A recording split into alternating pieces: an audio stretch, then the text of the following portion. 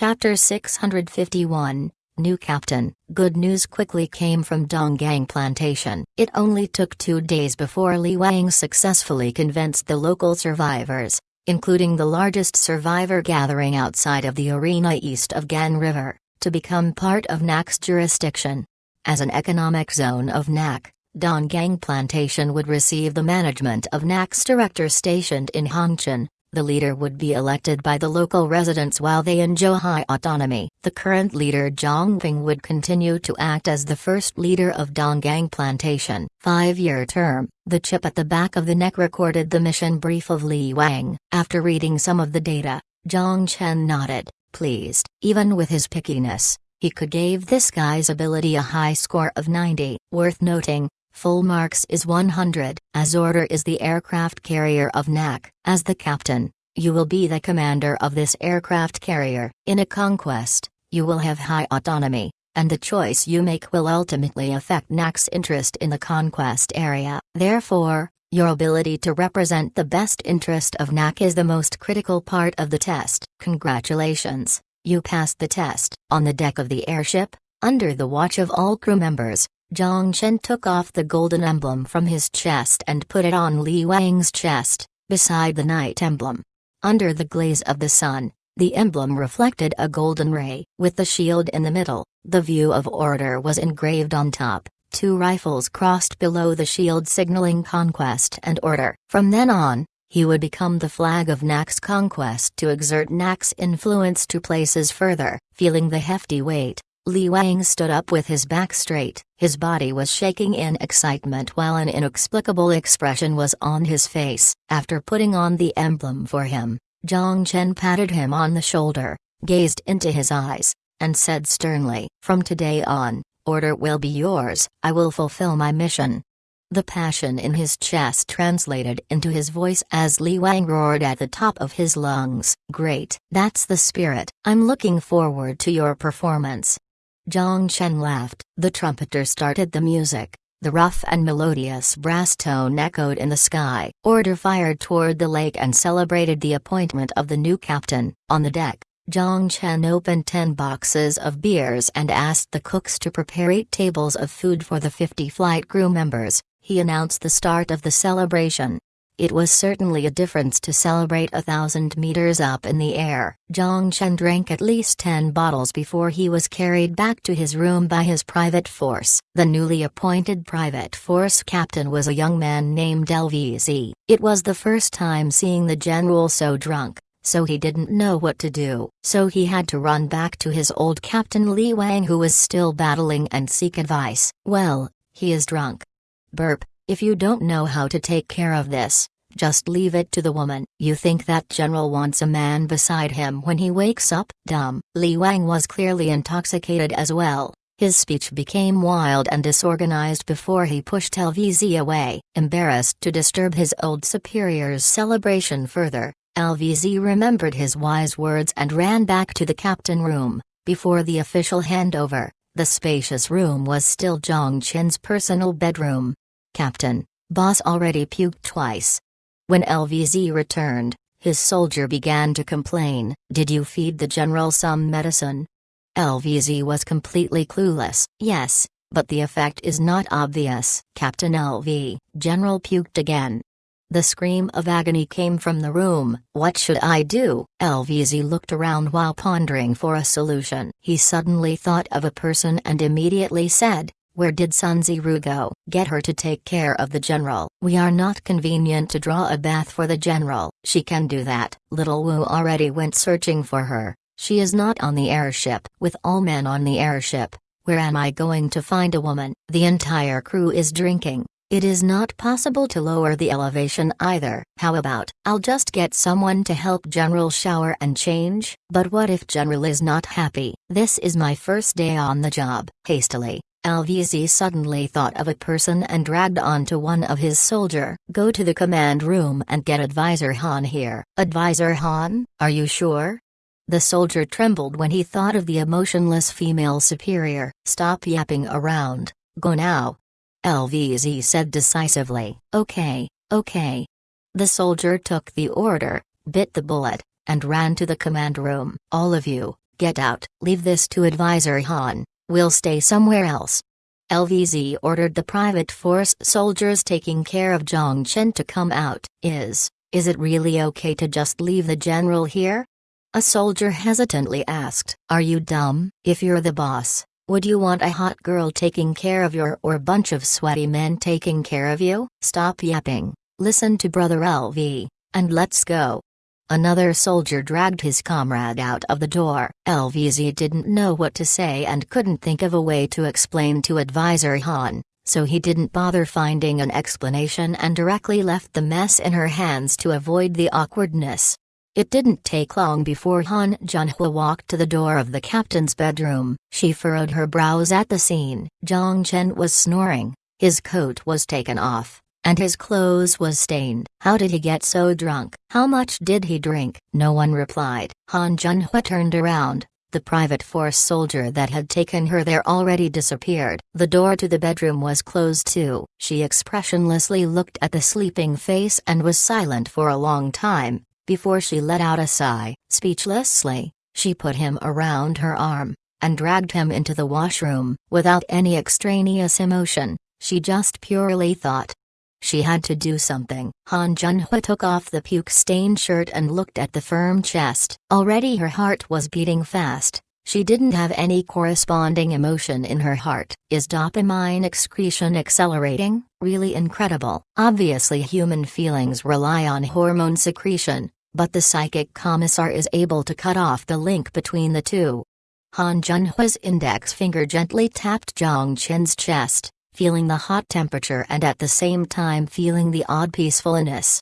What an annoying feeling. Han Junhua shook her head, retracted her finger, and planned to change him into something else. But then, she saw the sweat drops on his muscle, and she began to contemplate. With so much sweat, I should help him take a shower first before changing into clean clothes. Logically speaking, it is better to take a shower or else the sweat would drench the clean clothes. As she thought, she put her finger on her own buttons and put her jacket into the basket. To prevent making her own clothes wet, she took off her stockings and uniform, only leaving a thin white shirt. Han Junhua put his arms around her shoulder and felt the temperature on her back was even hotter. It could be because the amount of fabrics between the two decreased, or it could be because he was sweating. When she remembered the experience in the black room, the hotness on her back began to decrease. Is it because my body temperature is increasing? She didn't understand the feeling. She filled the bathtub with warm water and finally thrown Zhang Chen into the water. She let out a sigh. She felt relieved. With a wet towel, she cleaned his body. Just before she turned around to grab a dry towel, her hand on the bathtub was being held. Han Junhua turned around and looked at Zhang Chen with questions in her eyes. But she was met with a pair of passionate pupils. The intimate atmosphere lingered between the two. Although she couldn't read the odd atmosphere, she could feel her heartbeat begin to accelerate and her body temperature was gradually increasing.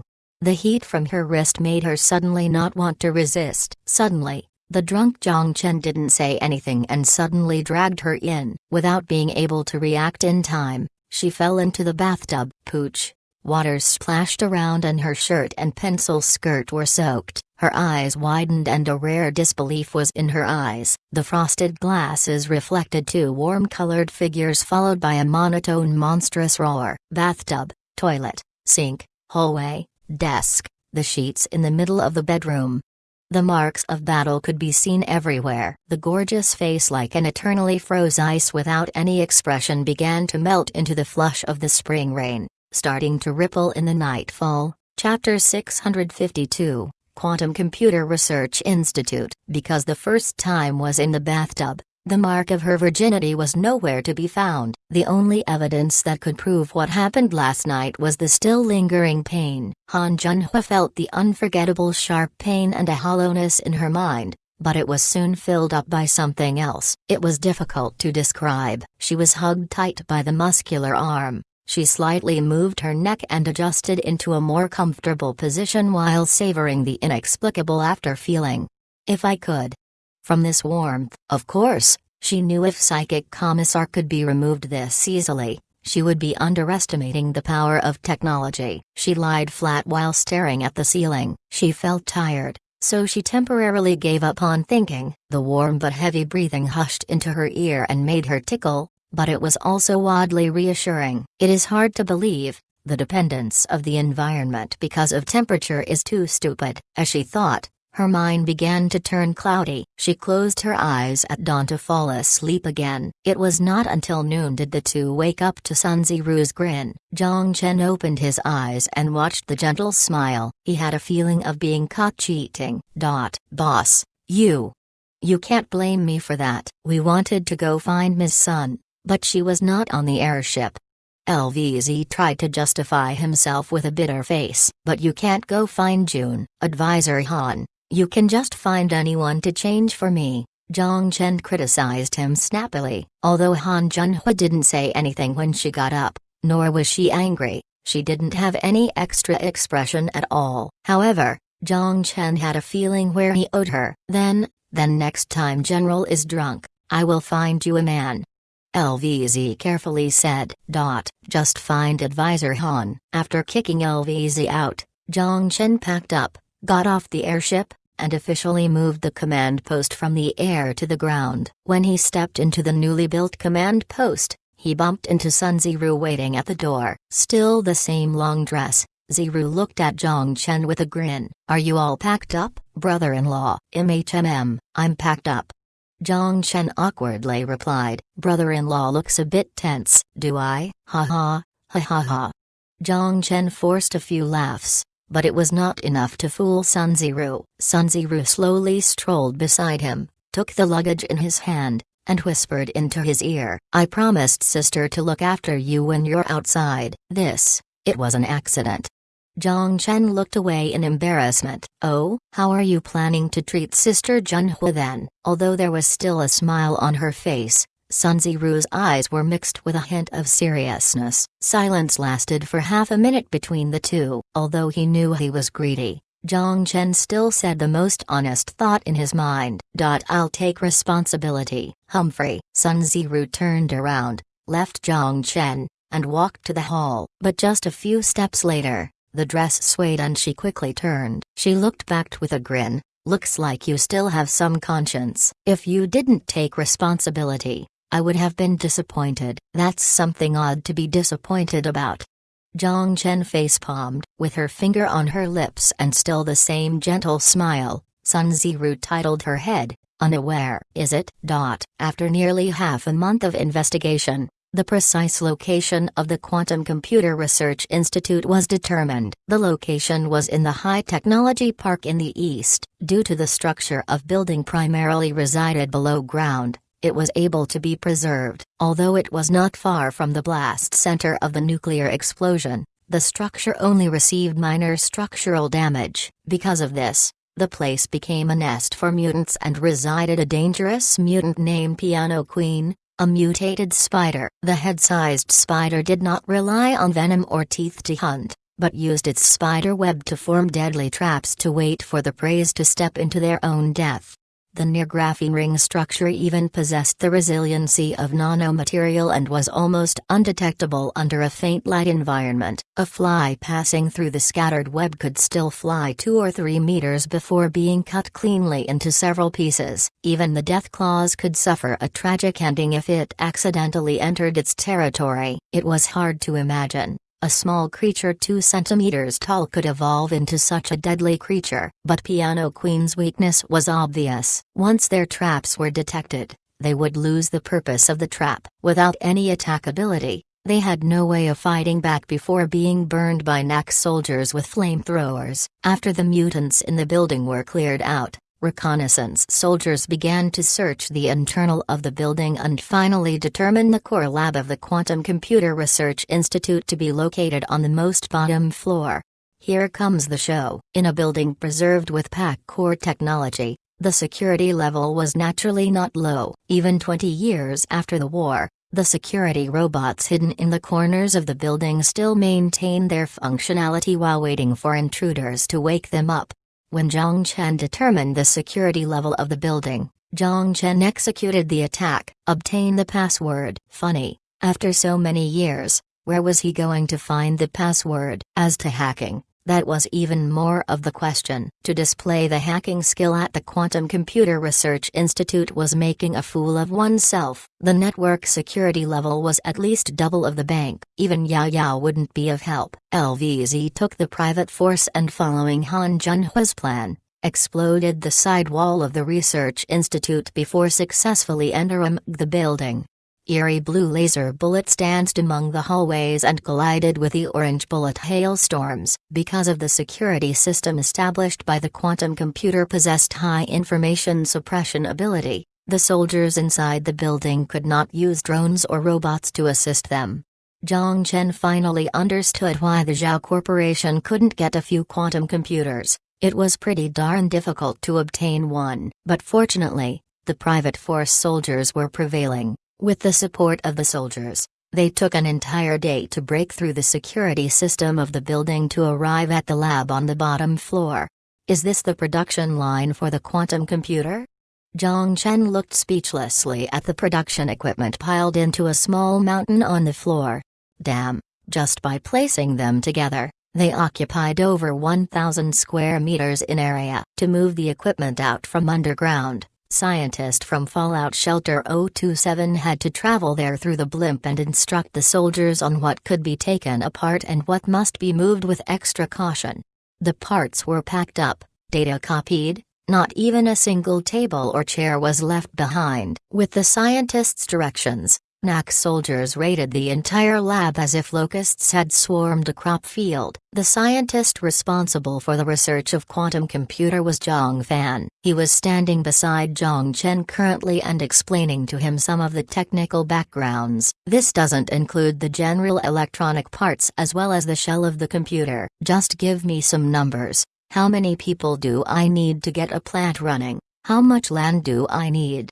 Zhang Chen looked at Zhang Fan. That is hard to say. Including the production of the general electronic parts, if we reach 50% automation, the entire plant would require 165 hectares of land and 5,000 technical workers. Zhang Fan gave a conservative estimate. Where am I going to find that many technical workers?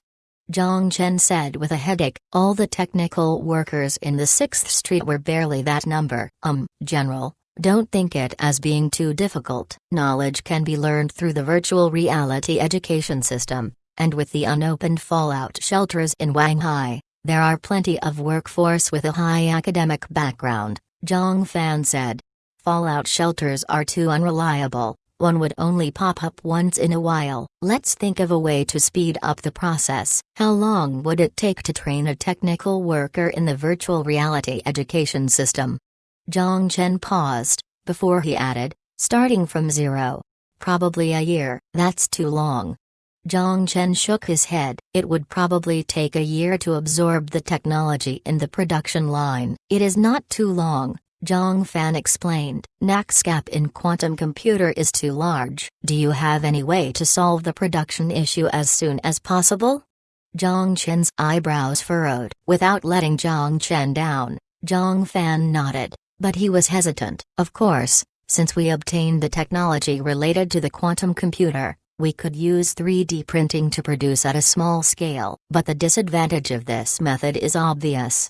You know, for the product with high technical requirements and multiple parts, 3D printing is not only inefficient, the cost is also 3 times normal production through economy of scale.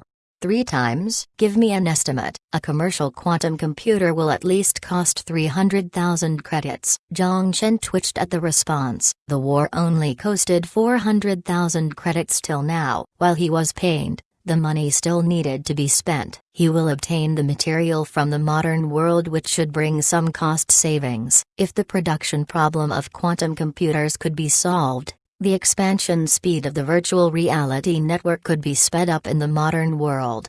Don't worry about the money. Make 2 first. 2? Zhang Fan thought he heard wrong. However, seeing Zhang Chen nod, he confirmed his wasn't delusional. How long will it take? One should be ready in 1 month and the second one probably just needs half a month, Zhang Fan said with certainty. I will leave this to you. Get on it soon. Also, Keep an eye on the technical workers' training. After assigning the task to Zhang Fan, Zhang Chen left the empty lab and headed back to the command post. Along the way, he bumped into Zhao Chenwu, so he stopped and said hello. Zhao Chenwu was there to see him. What happened? Why are you in a rush? Gloom covered Zhao Chenwu's face as he said, Federation. They have started to make moves. Chapter 653, Dumping. Since the open border agreement was enacted, the merchant fleets of Federation flooded into Qingshan Arena. After closure of more than a decade, the crowded and poor capital,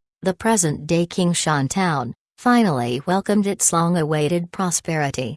But the harmonious trade only lasted for 2 days. On the third day, the trucks from a few major chambers of commerce of Federation suddenly appeared in the Qingshan market. They put out giant signs in front of a few stores with the words "Fire Sale" written on them. At the same time, the salespeople in front of the store began to yell at the top of their lungs. Cheap nutrient supply. Multiple versions available. Massive fire sale. Cheaper than the market price by 30%. Don't miss out on this opportunity. Our store is selling it at a 40% discount. Is there anywhere cheaper than us? Come by. If you miss the opportunity, you'll have to wait till next year. Bye.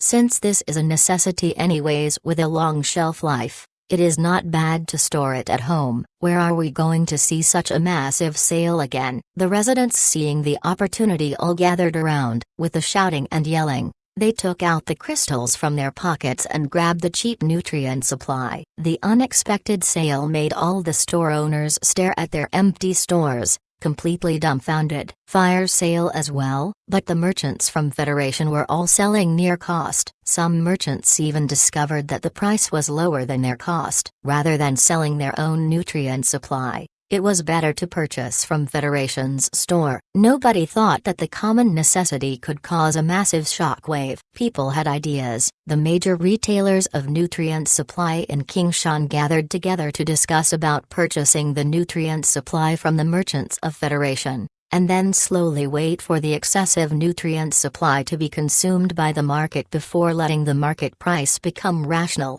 While the imagination was great, the reality soon proved to be cruel. The retailers took out 100,000 crystals to purchase away all the nutrient supply from the merchants of Federation. But before they could catch a break, a massive batch of nutrient supply was hauled into Qingshan again. The massive dumping still persisted. Only in 2 days, based on estimate, the average nutrient supply held by the residents of Qingshan reached 600. It was enough for the survivors to eat for over half a year. And now, even the merchants of Federation couldn't dump any longer. The market was flooded. The local residents, due to the purchase frenzy, no longer had any crystals in their hands. After the frenzy, it was depression. To the current situation of Qingshan, Gear's Chamber of Commerce was extremely pleased. As the supporter hidden behind the curtain for the Federation president, they were the ones that facilitated the peace with NAC as well as the open border agreement,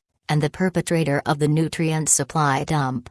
Mr. Jiaming, I will congratulate you in advance in becoming the president of the entire Hongqian area. Ha ha ha, you're flattering me. Without your help, Mr. Liu, I wouldn't receive such an honor. Around the dinner table, Jiamin continuously toasted with the merchant called Mr. Liu. Although he was the honorable president, he knew that half of the reasons why he stepped onto this position was because of the work of the man in front of him. Therefore, in front of wealthy man, he didn't act like a president at all. NAC conquered the capital, but they wouldn't have ever thought that their fruit would end up in our hands. Hee, how satirical. Liu Hong sunk into the chair, swirled the wineglass in his hand, and said casually, "What's your next step?" The president asked. The market in Qingshan is a complete mess now. We only need to wait for the local merchants to go bankrupt. Then, we'll purchase their dumped assets from the bottom. The small eyes narrowed into 2 lines as Liu Hong said malevolently, "Do you need my cooperation?" "No, we just need to follow our plan," Liu Hong said, slowly. Were those nutrient supplies really okay? Of course they were okay, regardless how they were inspected. The nutrient supply was a proper product and not second grade. Most of the survivor gatherings with size would all inspect the product in an event where a massive amount of product enter the market. Since some of the D-grade nutrient supply was made with the flesh of mutants and zombies, without the examination of toxicity, who would dare eat it? And the possibility of raiders pretending to be merchants to poison the survivors was also a possibility. But because of the massive dump of the merchants of Federation, Kingston's inspection personnel tightened the examination of nutrient supply entering the market to prevent any poisonous products from entering the market. If it were the leaders of small survivor gatherings, they would laugh in their dreams with how cheap the nutrient supply was. But to the leaders of the more prominent locations, excessive nutrient supply would not only make people full, they would make people bloated.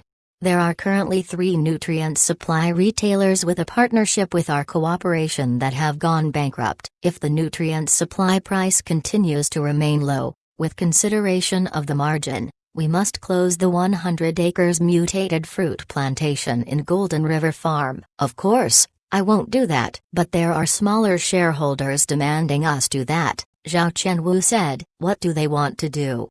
Zhang Chen furrowed his brows. Use nutrient supply to disrupt our market. Not only nutrient supply but because of the massive dump, our merchant business sales slid by 28%, and the other non-related industries also experienced downward pressure in revenue, Zhao Chenwu said.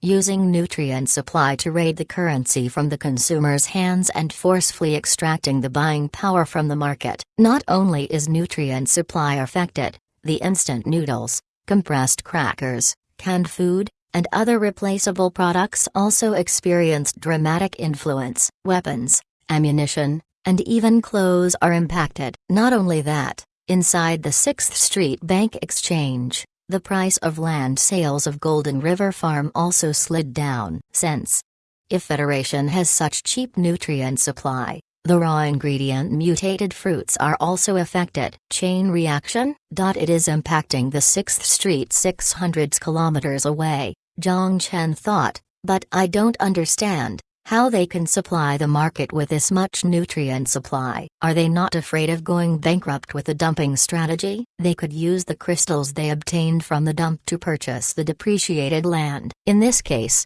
they not only would not lose any money, they could gain massively. Zhang Chen understood with Zhao Chenwu's explanation. No wonder he was the devious merchant. This guy instantly read through the conspiracy of the merchants of Federation. The amount of crystals flowing the Hongqian market decreased would result in the purchasing power of crystals to forcibly increase, and nutrient supplies dump would result in the arable land depreciating. It would allow them to purchase more lands from farmers or bankrupted merchants. Finally, they will gain a monopoly of the mutated fruits in Hongqian and in turn monopolize the nutrient supply market. By the time, the price of nutrient supply would be determined by the merchants of Federation. Since Zhang Chen already knew their intention, he would not let their plan come to fruition. With an idea in his mind, a smile appeared on his face. Gain massively. I will make sure they lose everything. Looks like you have a plan already. I won't offer my strategy then. Zhao Chenwu had a grin on his face too. Of course there is a strategy, but I need your cooperation. At the command of the general, at any time. Chapter 654, Currency Weapon. In the early morning of the next day, the merchants of Federation went to the market. They leaned against the quiet stalls, grinning at the angry Qingshan merchants. Although they belonged to different chambers of commerce, they were all linked with the same name, Gear Chamber of Commerce. Liu Jin, the sales of the Gear Chamber of Commerce, joined Gear Chamber of Commerce due to his relationship with the boss, Liu Hong, but because of his sales ability, he quickly received the unanimous approval of the Chamber of Commerce shareholders and was repeatedly appointed with important tasks. At this moment, as one of the masterminds behind the dumping, he leaned against the door of a grocery store belonging to the Gear Chamber of Commerce while looking at the depressed market with ridicule on his face. To be honest, although he was in full control to win this trade war, he was still anxious. After all, NAC was a violent institution. If it can't win economically, It may flip the table and he wouldn't be able to do anything about the fact, while the consequence would cause great damage to NAC's influence and reputation. Gear would also suffer some losses. Boss Liu Hong judged that Zhang Chen would not sacrifice the influence of the entire NAC for the market of Qingshan, but as one of the masterminds, he, too, was uncertain. The honest militia guarded the entrance to the market and used their eyes to signal that the local businessmen on the verge of rebelling were not to cause trouble. Although they became aware of some of the insider information and also despised the actions of Federation merchants, they were powerless as soldiers. Their task was to maintain the security of the market, not financial order. With the decline in the price of nutrient supply, the land price of Golden River Farm plummeted and dropped 30% in 3 days. Federation dumped its 2 years of hoarded nutrient supply in a few days. Although they lost nearly 1 million crystals from this move, they would reap 10 times the reward as long as they could quickly change the crystals into land. There weren't many nutrient supplies on the truck behind them, but it didn't matter. No one was willing to buy this stuff anymore. The price of B-grade nutrient supply had fallen to 1 crystal for 10. Grade C, D, E nutrient supply synthesized by mutant flesh and blood no longer had a market. The current situation was that, for every ton of mutant fruit produced by farmers, the net loss was 10 crystals. For every ton of B-grade nutrient supply the processing plant produced, the net loss was 1,100 crystals. The nutrient supply processing plant in Hongcheng had been completely shut down and about 600 workers had been laid off. The decline in the price of nutrient supply brought down the prices of a series of commodities such as rifles, bullets, protective gears and medicines. However, the result didn't improve the lives of local people. They lost all their purchasing power. The reason for the price decline was simply due to the reduction in crystals flowing in the market. These cheap necessities were bought by merchants from other areas, and 80% of these necessities flowed to Federation. Soon Qingshan would be in recession. People would start to realize that while the price of products were cheap, they just couldn't afford it. However, these Federation merchants didn't get to enjoy their success for too long. Just after the market opened up, Zhao Corporation raised a sign, exchanging B-grade nutrient supply credit, 1 credit in exchange for 10 nutrient supply. B-grade nutrient supply accounted for the largest percentage in the food consumption market, with the raw material being mutated fruits. The raw material was more stable than the other grades. Its price dictated the movement of other nutrient supply grade prices. As for the credit system, the people of Hongcheng certainly were no strangers to it. In areas under NAC's control, as long as a signal was available, it was possible to access their bank account in the 6th Street and interact with other accounts for payments, collections and other operations.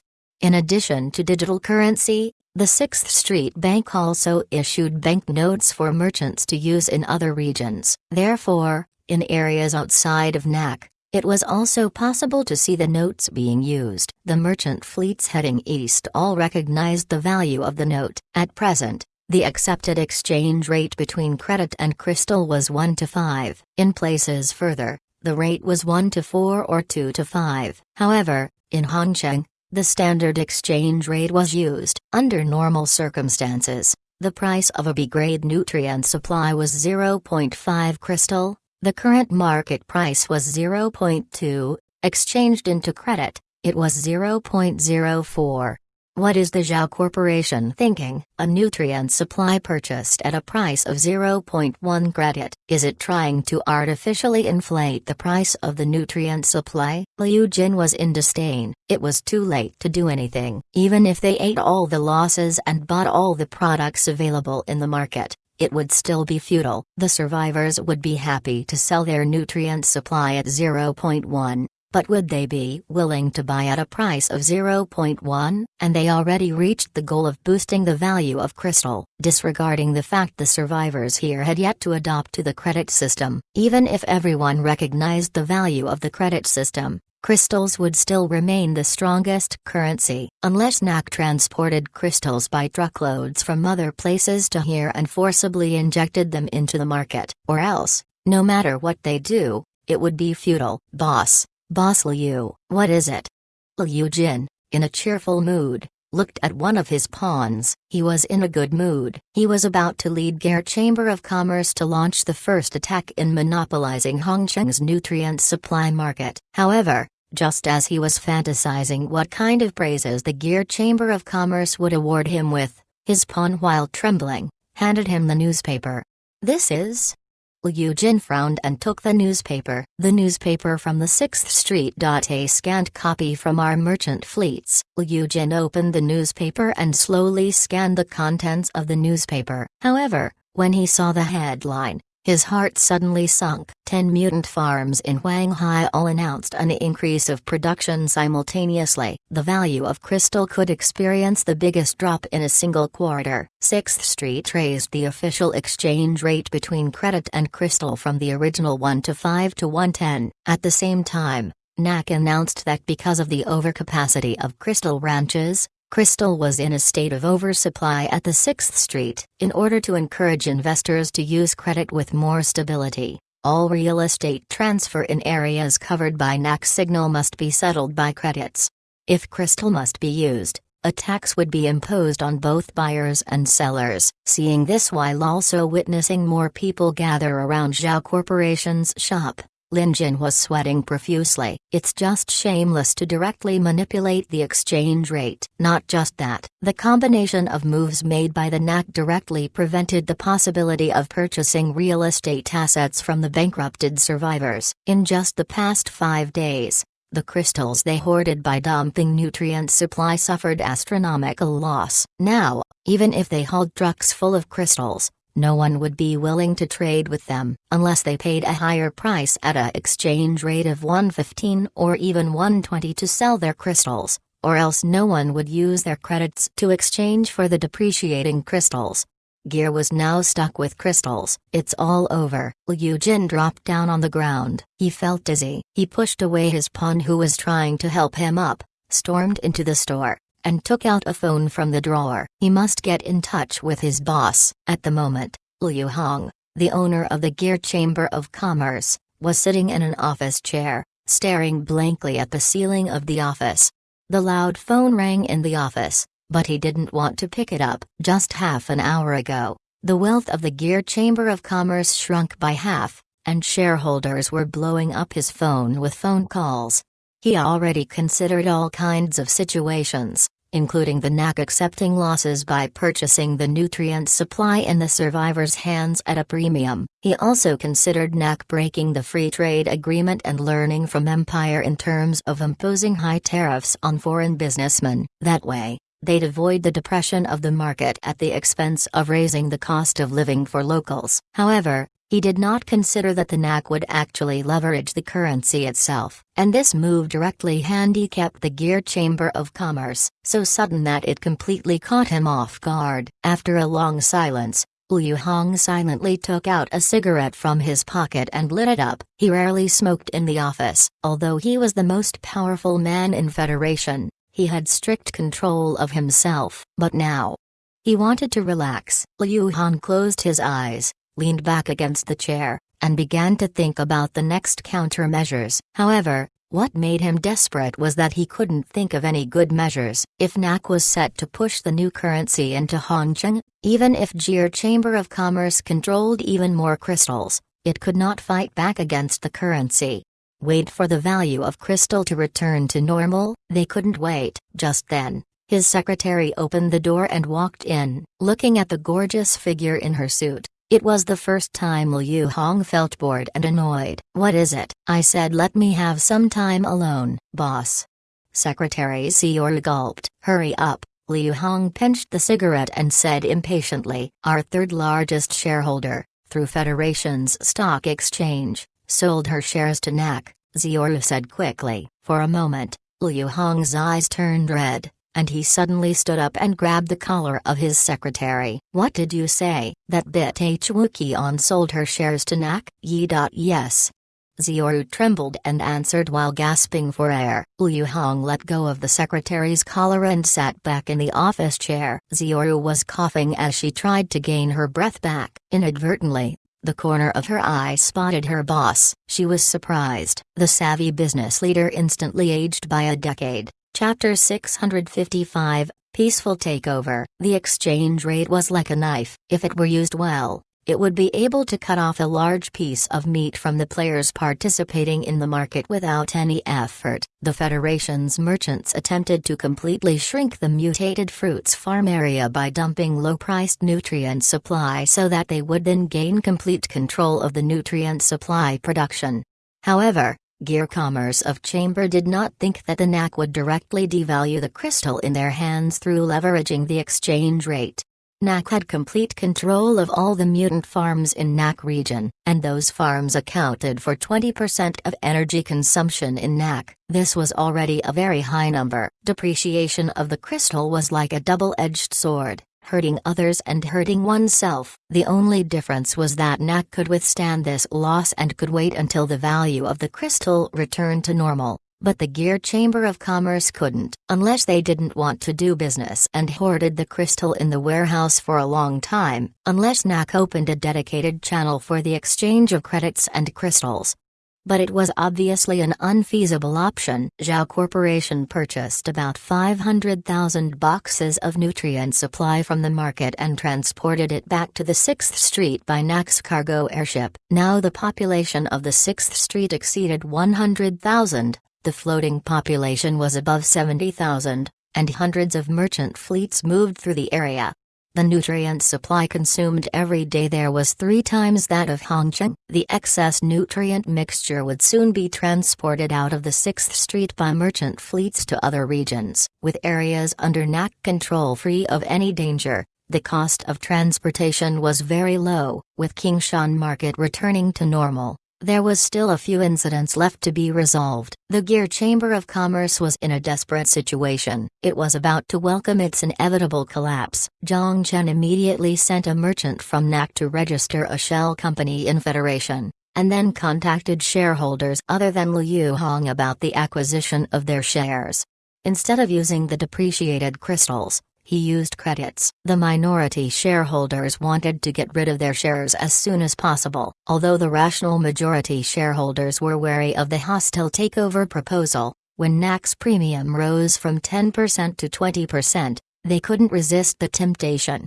Was holding the full warehouses of crystals with Liu Hong worth it, or was accepting the credits from NAC and starting over somewhere else a better option? Smart people already made their decisions. However, a smarter person made a decision even Zhang Chen didn't expect. The most luxurious hotel in Qingshan. The guards outside were guarding the door, and inside, gulp, gulp. After taking a drink, the beauty gasped for some air and gently brushed her hair. Did that feel comfortable? Of course. Sitting by the window, Zhang Chen patted the beautiful face looking up at him with a sly smile on his face. The beautiful woman smiled softly. She slowly stood up, picked up her clothes, and covered her slim figure. Astonishing. I thought you would live in a luxurious palace. Looking at the perfect hands putting on her clothes, Zhang Chen laughed. I won't stay here for a long time. It doesn't make sense to clean the palace out. Wu Qian, the third largest shareholder of Gear Chamber of Commerce. When the merchant sent by Zhang Chen went to see her, she made a special request to the merchant. I agree to sell the shares, but I want to meet your leader. After getting permission from Zhang Chen, the NAC people escorted her to Qingshan. However, when they met, Wu Qian proposed to become the spokesperson of NAC in Federation and attached quite an attractive condition, voluntarily becoming his mistress. Wu Qian was keenly aware that NAC's acquisition of Gear Chamber of Commerce was not for the purpose of ruining the largest chamber of commerce in the area, but intended to include the entire Federation within its rule. As a result, controlling Gear Chamber of Commerce was much more important than destroying it. For assets far from Wanghai, NAC's geographic separation would make it difficult to govern. Therefore, the decision was bound to be choosing a spokesperson as they did for the Empire. Ever since knowing this fact, Wu Qian too had her own initiative. For Wu Qian's proposal, Zhang Chen felt surprised. He did intend to retain the Gear Chamber of Commerce, and he also considered the idea of a spokesperson to help him manage Federation. However, he had yet to think of a good candidate. The president would be Yu Jiang, but the person overseeing the Chamber of Commerce He must find someone smart and easy to control, and Wu Qiao just happened to be a good candidate, comma comma dot dot comma comma comma dot comma comma dot comma dot dot. Although Jiang Chen felt that her condition was not necessary, in the principle of not wasting food, he accepted her service without any dignity. So that just happened in the hotel room. Wu Qian was already dressed and had restored her graceful and majestic appearance as if nothing happened. She smiled. So, what we have agreed on before, please and thank you. When she left the room, she politely closed the door behind her. In just 3 days, NAC completed the acquisition of Gear Chamber of Commerce, which cost a total of 500,000 credits, and they controlled 52% of the shares. At the same time, NAC used the Federation's securities trading law and offered 2 times premium to forcefully acquire the remaining shares from Liu Hong. At this time, the valuation of Gear Chamber of Commerce for 37% of the shares owned by Liu Hong was only worth 200,000 credits. With double the valuation, it was 400,000 credits. When Jiang Chen paid the money to Federation Stock Exchange, Liu Hong was kicked out of his own Chamber of Commerce. It was too late to change the law then. The Gear Chamber of Commerce, which was valued at 10 million crystals, became Jiang Chen's assets overnight. As a result, the only plantation in Federation was now also under NAC's control. However, it was just the beginning of Federation's nightmare. The NAC, which monopolized the production of Hongcheng nutrient supply, immediately announced a price increase and raised the price of nutrient supply to 2 crystals, citing the reason due to the depreciation of crystal.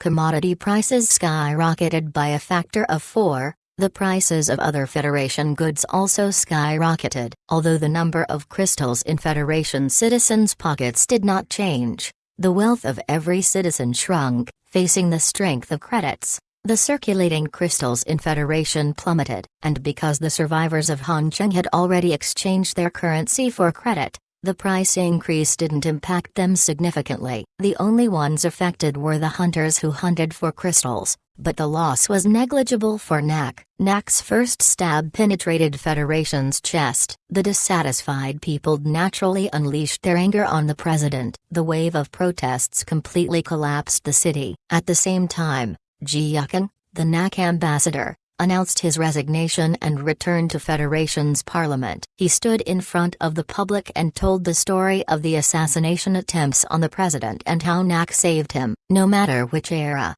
political assassination was always a scandal. When the president's chief of staff released an audio recording of the president purchasing his head, the public opinion naturally stood on his side. Using the public's support, Ji Yukan immediately announced his election campaign. Conspiracy, depression, bankruptcy. Look at what our president has done. This can't continue anymore. Before he ruins our homeland to a point it can't be saved, we must kick out this villain blinded by power. I will run for the next presidential campaign. Brothers and sisters, I need your support. The audience burst into loud cheers. People whistled and embraced him like a savior. On the other hand, the Gear Chamber of Commerce had completed its restructuring. With the support of NAC, this aged behemoth finally regained its vitality. The former third-largest shareholder Wu Qian was elected as the new president of the Chamber of Commerce. The dignified and glamorous female president, with her excellent management ability and negotiation means, received orders for nutrient supply from NAC's military government. It also signed crystal supplying agreements with 7 factories from the 6th Street, which completely turned around the company. Under the money offered from NAC, the media gave high praises to her and successfully fabricated her to be one of the most outstanding merchants. But what the public opinion didn't know was how scandalous their goddess acted when she was with Jiang Chen. What happened next is already predictable. The scandal, weak economy, and the public dissatisfaction with the president all reached their peaks. Wu Qian used her influence to speak through the media, attacking the president, accusing him of incompetence in solving employment problems and maintaining market order. On behalf of the Gear Chamber of Commerce, she demanded the president be impeached and called forth another election. Losing the support of Liu Hong, Jiamin could only watch this all unfold. Without the support of capital, he didn't have a fighting chance. The army was controlled by the parliament, and the parliament was controlled by the merchants. Under the sugar-coated shell of NAC, the parliaments all turned one by one. NAC promised to exercise a high degree of autonomy in Hezong City as it did in Qingshan Town. Since their own interests would not be affected, the merchants didn't have a reason to say number. Otherwise, Gear Chamber of Commerce would be their precedence. The election took place as scheduled, without any suspense. The people of Federation welcomed their savior to the president's throne. The first thing Ji Yukeng did after he took office was disarmament. He signed a defense agreement with NAC. At the same time,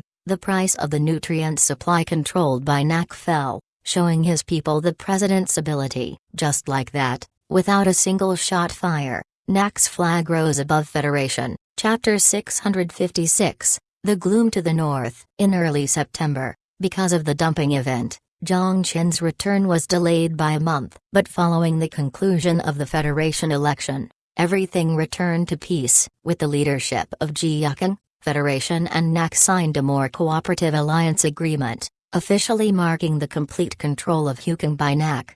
Zhang Chen personally visited Zong City and witnessed the highly praised commercial hub of Jiangsu province. To be frank, after seeing the actual city, it fell short of his expectations. The city known for its freedom and prosperity was indeed more prosperous than Qianshan Town, but compared to the 6th Street in Huanghai, it was a lackluster.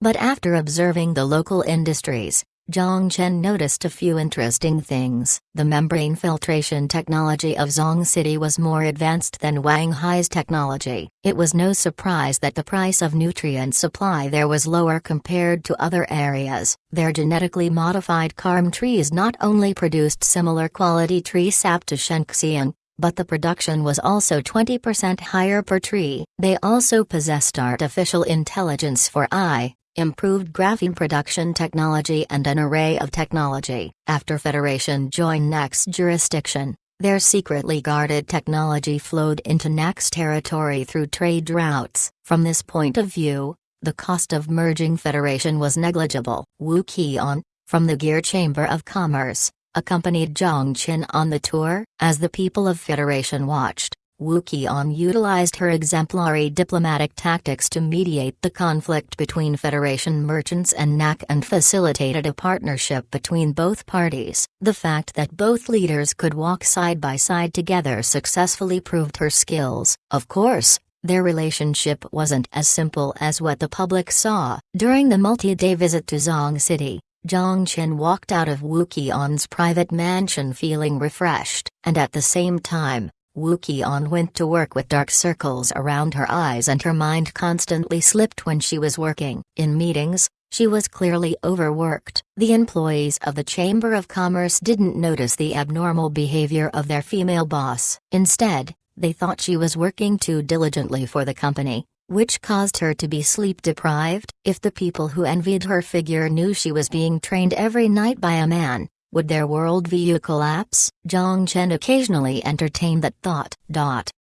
But whenever he mentioned that to her, Wu Qian would beg him not to do that or her image would be completely destroyed. Zhang Chen definitely wouldn't ruin her reputation since he needed Wu Qian to act as his representative to maintain stable operation of the Gear Chamber of Commerce. He did purchase the company with 500,000 credit points. It would be wasteful if he just allowed it to erode. But that didn't stop him from mentioning it. Zhang Chen's inner sadist tendencies were completely satisfied by Wu Qian's desperate pleas. Of course, it might have had something to do with Wu Qian being a masochist herself. Their pleasure aside, on the last day of the tour, Zhang Chen went to see Ji Yukeng at the presidential palace in Zong City. After seeing Ji Yukeng again, it appeared he no longer had a defeated spirit. In a clean and fitted suit, his hair was styled and he was accompanied by an advisor. The former president, Zhang Ming, left Zong City at the end of the election for another city. He knew that once he lost,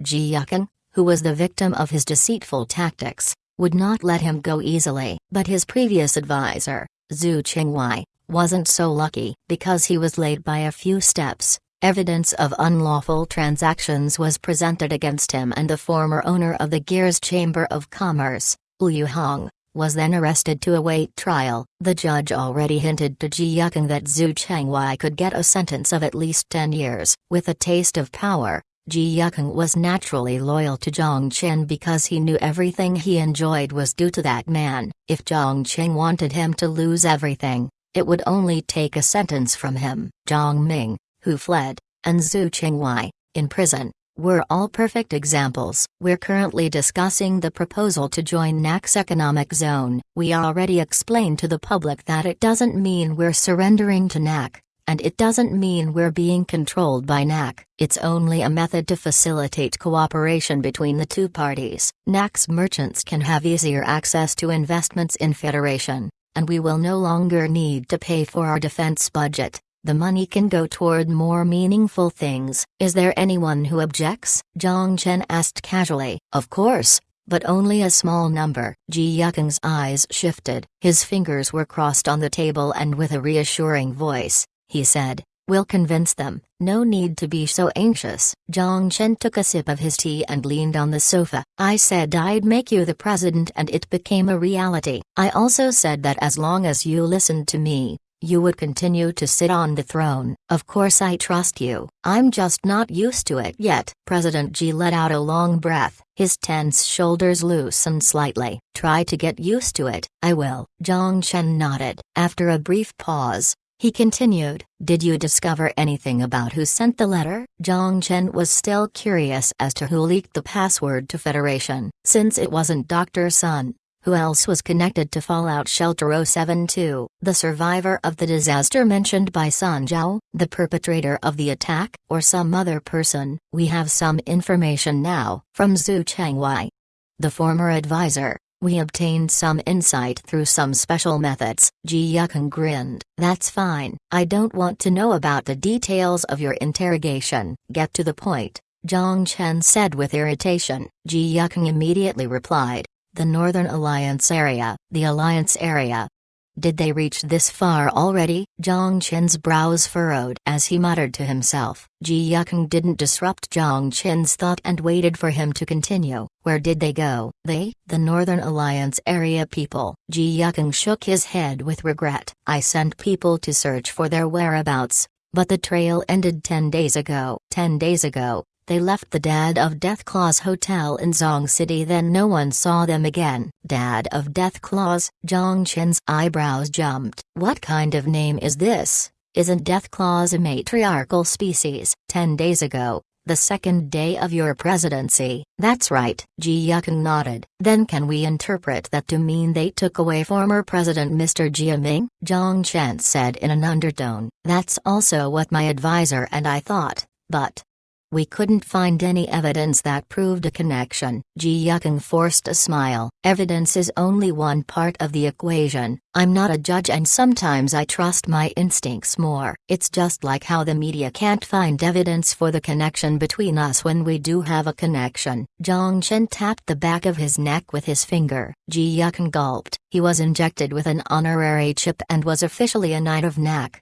It just wasn't disclosed to the public. Once Federation officially joined the NAC big family, Zhang Chen would give him an emblem. Seeing as Ji Yuqing was silent, Zhang Chen thought for a moment and continued to delegate tasks. Compared to Wang Hai, you're closer to the Northern Alliance area. I only have one request: closely monitor their activities. Do you understand what I mean? You mean the Northern Alliance area is plotting against us? Ji Yuqing's face looked somewhat pale. Although he had never been there, based on the merchant fleets, he understood the powerful influence of the Northern Alliance area. Compared to that place, the areas along the coast and river were more like barren land from the destruction of war. That was why the Northern Alliance area viewed themselves as the true rulers of this piece of land. That's right, Zhang Chen said concisely. But they're 1,300 kilometers away from us. It'll be hard just to reach them,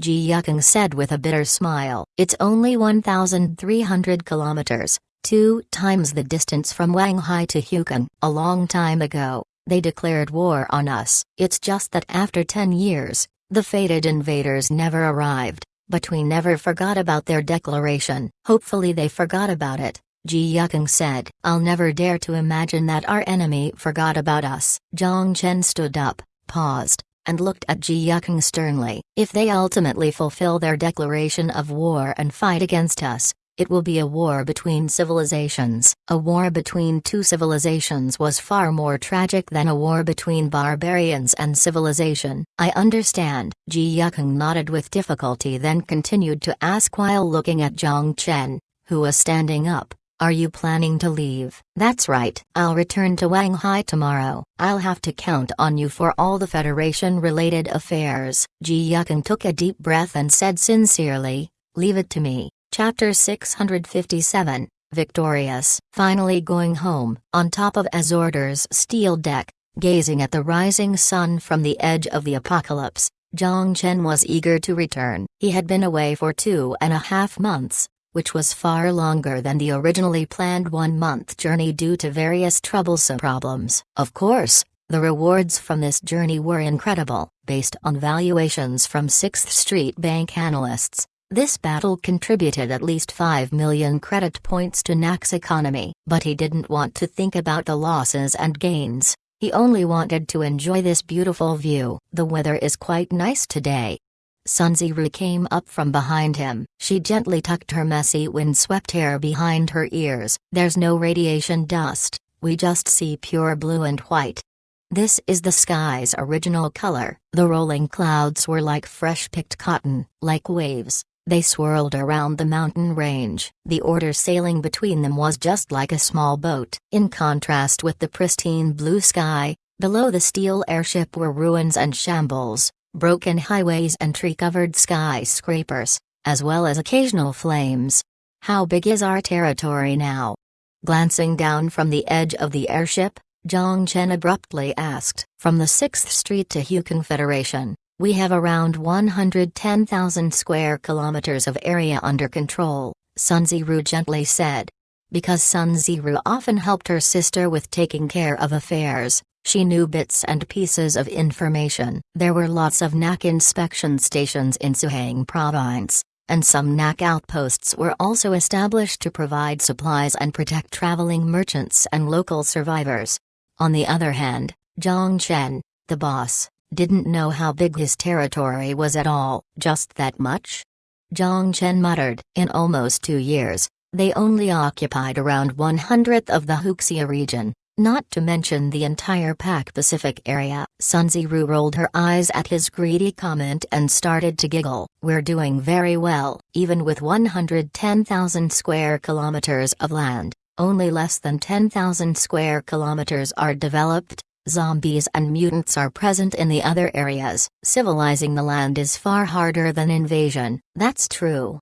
Jiang Chen sighed. Limited population growth was always the shackle limiting NAC's growth. Even with an expansive territory, invading the land was futile without enough people to build on it. But without utilizing the strengths of both worlds, when the Harmony invaded, he didn't think he would have any odds of winning. 100 years meant a lifetime for normal people. It meant the entire world to them. But for a civilization, 100 years was just a tiny slice of time. Jiang Chen took out the thumb-sized glass bottle and carefully examined it between his fingers. The serum with an orange hue cast an irregular sheen. This genetic password that would make all the great powers envious was like a poison. Sun Ziru got closer to Jiang Chen and gently whispered into his ear. Don't feel so rushed. Feel so rushed? About your hometown. Jiang Chen took a second to process that before a smile emerged on his face. He tousled Sun Ziru's head. You're like the bug in my stomach. You can't just touch a girl's head like that. Sun Ziru grinned. She put her own hand on top of Jiang Chen's head and didn't move away. Sorry. Also, you're not a child anymore, right? Jiang Chen laughed. -10 points for that sentence. Ziru pinched him on the waist before she turned around. Jiang Chen watching her figure leaving with a smile before he redirected his gaze back to the water's surface. Taifu River passed the treacherous mountain, across the bank of Dianshan Lake, was like a giant egg. The translucent graphene mesh reflected a colorful vibrancy under the high noon sun. Construction vehicles scattered across the construction sites, accompanying the thousands of workers building a groundbreaking piece of work. The Garden of Eden lay there. The steel airship flew above the Garden of Eden and arrived in the Songjiang area in Huanghai. With the help of radar, it slowly descended and moved to the airship harbor of 6th Street. The soldiers and civilians all showed their respect and cheered the steel monster returning from afar. The reason why they chose to park at the 6th Street harbor was to demonstrate NAC's military might to NAC citizens and travelers. Military power and environmental stability were the priority for survivors on their search for a new home. Amidst the deafening cheers of the crowd, Zhang Chen, dressed in power armor, along with the 1,000 soldiers in kinetic skeletons, walked through the streets of the 6th Street to the square inches front of the council building. People held flowers as they welcomed their heroes home. They tossed colorful petals into the air, as the man in the black polyethylene armor bathed in the petals and applause. All the soldiers straightened their backs with pride on their faces. Zhang Chen walked slowly purposely. The soldiers had been away from their homes for 2 months and fought valiantly for NAC in foreign territory. They deserved all this glory as recognition for their hard work. A lot of the single girls present not only gave them flowers, but they also gave the warriors warm hugs. It is human nature to praise heroes. An adorable girl stopped in front of Zhang Chen. While she was hugging his power armor, she suddenly tiptoed and gave him a kiss in front of everyone. Zhang Chen didn't know if it was her first kiss because the girl instantly buried her head and escaped into the crowd like a startled deer. Amidst the loud cheers of the crowd, Zhang Chen only hesitated for half a second before a delightful laugh came out. He raised the flowers in his hand and waved at his citizens. Heroism and beauty were eternal crowd pleasers. The fleet stopped only momentarily before it continued forward. Half a step behind Zhang Chen, LVZ whispered into his ear. Judging by her experience, she's probably someone who just came out of the fallout shelter. If General is interested, I can search for her name. Because LVZ was uncertain about Zhang Chen's feelings toward that girl, he cautiously didn't use blue skin with a negative connotation. There's no need. He recalled the purity in her pupils and shook his head with a smile. He placed the fresh flowers, still dripping with dew, on a nylon hook. LVZ looked at Zhang Chen's back with an odd expression. Has the sun risen from the west? The general's now a vegetarian. Chapter 658. Home. At the square inches front of the council building, Zhang Chen was standing on top of the podium and was handing out knight emblems for every soldier worthy of this honor, in addition to awarding soldiers for their contributions during the war. The spirits were high and everyone's faces were filled with pride. Being personally honored by the general was a great honor for the soldiers. For the soldiers who had fallen beside the Gan River and were unable to receive recognition, the logistics department sent personnel to their families' homes along with their emblems, bonuses, and pensions. Death must accompany any war. While material compensation wasn't enough to eliminate the families' grievances, at least it would improve their lives slightly. After the ceremony, Zhang Chen headed to the director's office with Chunan. The moment he pushed open the office door, his eyes caught the piled stack of paper on the table. These are military expenses that just got sent over. No need to worry about them. It just looks like there are a lot. We already made our money back by selling land certificates from Golden River Farm, but there's still a lot of work to sign every expense form. Chunan swept the pile of papers aside, took a document from the table, and handed it to Zhang Chen. Zhang Chen picked up a thick stack of papers and flipped through them. This is legal document. Chunan had a proud smile on his face. I referenced the law books left by Pak and asked former lawyers and economists to make amendments to the previous bills. This includes the establishment of a security exchange to separate trading and offering securities, options, land certificates from the banking system, and more standardized market regulations. Please take a look. Zhang Chen nodded at Chunan. Pleased. He closed the document. Thank you for your hard work. Not at all. It's part of my duty. Chunan smiled. Do you have any good news? Zhang Chen asked nonchalantly. Chunan paused for a second before a rare, timid smile appeared on his face. He touched his nose as he said, "How did you know? It's written all over your face. Were you not planning to share with me?" Zhang Chen grinned. "It's not a big deal at all, it's about my family." Chunan coughed into his fist and rapidly said, "I'm about to become a father. I'm about to become a father." On the helicopter returning to the Fishbone base, Zhang Chen was contemplating those words. To be honest, when Chunan said that, it took him by surprise. He always thought Chunan wasn't much older than him. From Chunan getting married to Zhu Zioxia 1 year ago to her getting pregnant, his identity changed from an abject living town pilot to an almost father. From Chunan's life, Zhang Chen saw the passage of time. "Is it time for children?" Zhang Chen muttered, as he thought. He took out the serum from the storage dimension. He took a deep breath, threw the serum back into the storage dimension and shook his head forcefully. He'd consider the question later. He wasn't ready to take on the duty of a father. The helicopter quickly arrived and landed at Fishbone Base. Zhang Chen jumped off the plane and went to see Cheng Weiguo, who came to greet him. On the way back to the mansion, Zhang Chen chatted with him about the status of the base and surprisingly heard a number of good news. Last month, a new fallout shelter opened in the northwest corner of Jia City. Cheng Weiguo sent out the soldiers of the 1st Division and transported them to the 6th Street before the raiders arrived, and they also explained the situation on the surface. The Blueskins who didn't understand the situation made quite a scene. For example, one person who previously lived in the 6th Street before realized his house was bulldozed and went to complain, but he was thrown out right away.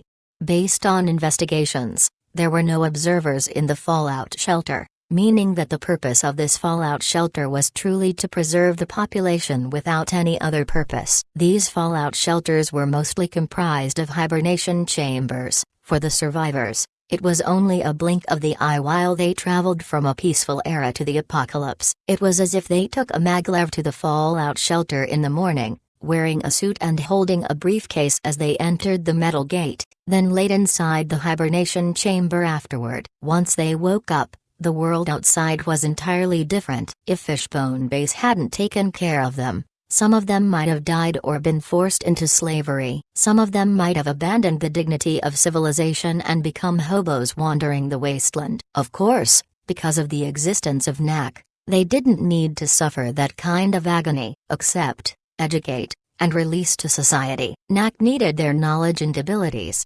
especially economists and scientists whose talents were in high demand in the 6th Street. Also, people with computer knowledge could find a good job in the military zone. After saying goodbye to Cheng Weiguo, Zhang Chen stood at the door of the mansion. When he opened the door, before he could step into the mansion, a familiar figure bumped into his chest and locked his lips with force. After a while, their lips parted. Sun Jiao stared into his eyes with her face covered in a red hue. While there were thousands of words to say, after seeing him, only a few words came out. "Fool, why didn't you come back earlier?" Zhang Chen chuckled. "What are you laughing at?"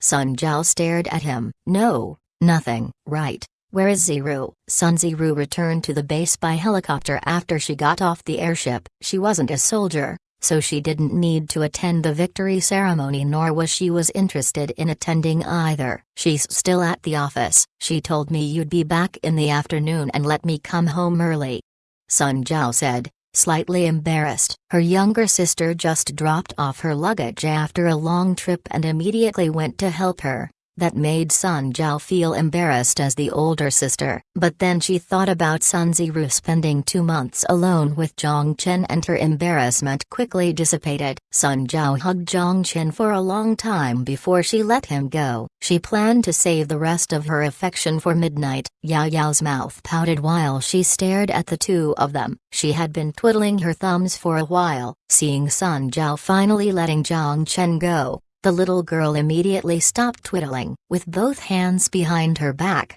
she anxiously closed her eyes. Her lips opened slightly. It looked like she was waiting for something. Zhang Chen started to chuckle upon seeing her cute gesture and tousled her hair. "Why are your eyes closed? Don't you want to see me?" "No, No. Yao Yao immediately opened her eyes and met Zhang Chen's gaze before quickly looking away with a blushing face. She muttered, "I was just expecting something." "Ah, of course, it's okay if Wu." She went from shock initially to joy, to happiness, and to finally closing her colorful eyes while gently enjoying the affection between their lips.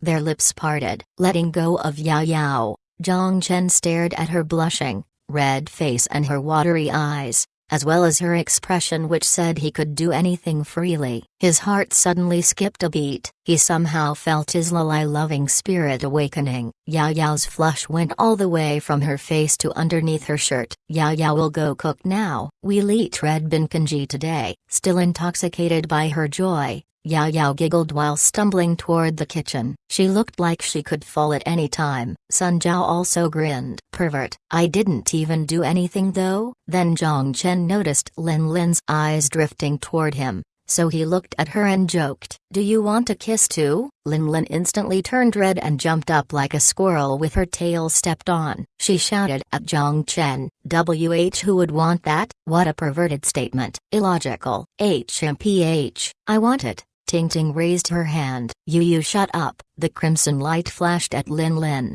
The suppressed Ting Ting didn't try to hide her desires at all as Lin Lin escaped back to her room. She slammed the door shut while leaving the two in the living room dumbfounded. Chapter 659, Artificial Intelligence. Jean. It was already September. With the tail end of summer passing by, the apocalypse was already cooling down. Typically, winter would arrive by the end of October with snowfall coming half a month later. Winter in the apocalypse arrived 1 month earlier and ended 1 month later compared to the modern world. Lin Lin was overwhelmed with work lately. In order to ensure the exterior structure of Garden of Eden was completed before snowfall and to shift the construction phase to the interior to maximize construction time during the winter, she spent all day on the construction site. The previously freest person in the mansion now became the busiest out of everyone. Zhang Chen spent his time inside the mansion reading through the legal document amended by Chunan. Even though it was scanned into a digital version, the 10 megabytes size of the document still gave him a headache. It was also a strain on his eyes as he had to stare at the screen for a long time. Zhang Chen had to return to the modern world by October at the latest and had to take of things before he left. He also wanted to spend time with the girls. Sometimes, he wished he could chop himself up in half, leaving half on this side and the other half in the modern world. It was becoming more and more apparent that he no longer had enough time. Zhang Chen placed the tablet on the table and let out a long sigh while massaging his sore eyes. It was too torturous for an engineering graduate to read through all this. When Zhang Chen thought about it, he couldn't help but scorn Chunan. How did a pilot become so knowledgeable? Then the door behind him opened gently. Yao Yao gently walked beside Zhang Chen with a cup of coffee and put the steamy coffee on the table. Seeing how tired he looked, Yao Yao pouted with heartache and whispered, "Big brother. It must be tiring reading through all these documents." "It's a little tiring, but it's okay." Zhang Chen sunk into his chair and looked up at Yao Yao's caring face with a smile. "If only Yao Yao could help you out." Zhang Chen looked at the little Lilai with a spoiled smile. "Yao Yao is already helping me a lot, always has been, he. With a timid smile, Yao Yao rubbed her face then clasped her hands onto Zhang Chen's shoulder. "You've been working for a while, big brother must be tired. So, Yao Yao will massage you." Thank you." Feeling her soft hands rubbing his shoulder, he felt like his weariness was cured. Zhang Chen closed his eyes and began to enjoy the service. Seeing how relaxed Zhang Chen looked, a happy smile appeared on Yao Yao's face. But looking at the thick stack of documents, the little girl's mouth pouted again. If only she could help. Suddenly, a spark went off in Yao Yao's head. In that instant, she thought of a spectacular idea. Even though she only knew how to program, it could help Big Brother out. One morning, Zhang Chen was reading through documents as part of his usual routine. But before he flipped open the document, Yao Yao pushed open the door in a pink robe while rubbing her sleepy eyes and wandered into the room. No one had the heart to rouse her from her sleep, seeing how sleepy she looked. Because of the inhibitor injected when she was in hibernation, Yao Yao wasn't very good with mornings, but today, she strangely woke up early in the morning at 8. Here you go. While yawning, Yao Yao handed Zhang Chen an electronic watch. This is? Zhang Chen took the small gadget from Yao Yao's hands and he began to examine it closely. From the light but durable textile, it was probably graphene. The thumb-sized screen looked small but sharp. The side had a grain-sized button which could open an adjustable hologram screen. The appearance looked similar to Microsoft's smart bracelet, but the difference in content was like night and day. Zhang Chen took off the EP and put the watch on. It was light with barely any weight. After Zhang Chen opened the screen, he was shocked to discover something. It wasn't a watch at all. It was a lighter hologram computer that carried all the functionalities of EP. A more shocking thing happened. Just as the hologram screen expanded, beside the homepage, the image of a girl projected out. She had a ponytail and her clearly defined face looked cold. Her emotionless eyes seemed to resemble Han Junhua. Of course, that was just from the vibes. Seeing shocked expression on Zhang Chen's face, Yao Yao chuckled while feeling pleased. She slowly began to explain things for Zhang Chen. Her name is Jian, an intermediate artificial intelligence entity developed by Yao Yao. Didn't Big Brother want me to develop safer artificial intelligence that possessed the ability to think? Yao Yao completed the development. With a pause and both hands behind her back, Yao Yao timidly continued. I saw how tiring it was for Big Brother to read through the documents. Therefore, I added some assistive features to her based on the original software. I hope she can help you. At the same time, the girl in the hologram project politely bowed to Zhang Chen. Artificial Intelligence Jian at your service. Jian's appearance is downloaded from the library's database. If Big Brother is not pleased, you can modify her yourself, Yao Yao added. Haha. How could I not be pleased with Yao Yao's work? Appearances aside, could you describe her functionality to me? Yao Yao touched her chin while she examined the artificial intelligence. The security of intermediate artificial intelligence was inferior to basic artificial intelligence, but from a functionality perspective, the workable field of intermediate artificial intelligence was much more expansive than basic artificial intelligence. For example, basic artificial intelligence could produce logical responses based on human actions. It could make calculations but it couldn't process further. Intermediate artificial intelligence was different. Not only could it solve math problems, but it could solve even deep application questions. Based on what Yao Yao said, Jian not only possessed the ability to program herself, she could even learn knowledge she came in contact with and gain understanding. Her reading, analyzing, processing and outputting of data was far superior compared to humans. Similar intermediate artificial intelligence assistants were also seen in major corporations before the war and were commonly referred to as legal intermediate artificial intelligence. Its role often involved managing company servers and helping the president in better managing the company. In this aspect, Yao Yao's Jian utilized a lot of the same design principles, and the security concern Zhang Chen was most worried about wasn't a concern at all. The probability of losing control was low enough to be negligible, but the amount of hard drive and RAM space required for Jian was absurd, so it could only be contained in special containers. In the modern world, the spaces available for her to stay were extremely limited, so there was no need to worry about losing control. Even if she lost control, based on the settings in Yao Yao's program, Jian would absolutely obey Zhang Chen, limiting the conscious derived from the program itself. Security wasn't a concern at all. I already programmed economic and law knowledge into Jian's database. Her current knowledge level is around the level of someone with a PhD. With Jian as your assistant, it'll be a lot easier for Big Brother to read through the documents.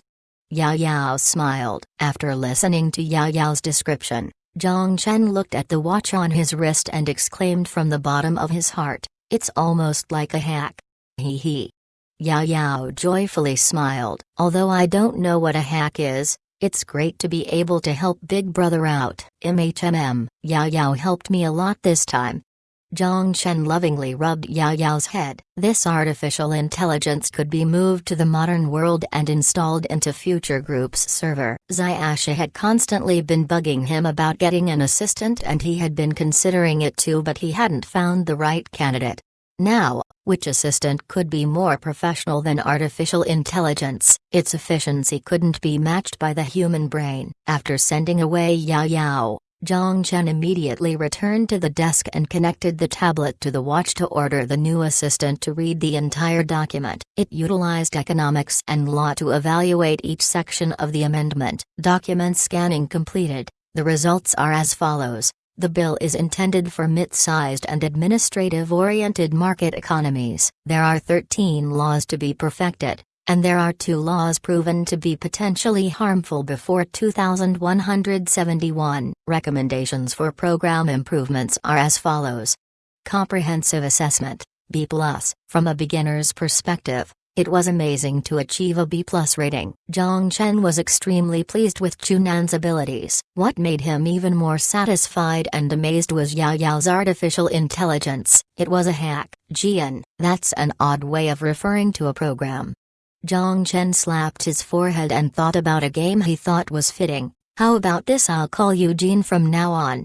Jean was a female name too. Name change completed, Mr. General. Also, don't call me General. Refer to me as President. Affirmative. Looking at Jean on the hologram screen, a pleased curvature appeared on Zhang Chen's mouth. With Jean's help, it wouldn't take long before he could solve the problem that had been giving him a headache. Chapter 660. Smart Office. Pleasant sunshine, trees swayed with the cool breeze. Zhang Chen laid on the bed, rubbed his eyes, and sat up from the bed. He pushed open the window and a gust of cool wind blew by. He inhaled the refreshing air deeply and gazed into the horizon. On the peaceful shoreline, there were glimpses of cruise ships and sailboats. The fishing boats were nowhere to be seen anymore. It was the middle of summer when he left. Now it was fall. But on a tropical island near the equator, there wasn't much distinction between summer and fall. The seasons never changed, and the only changing aspects were people's clothing styles,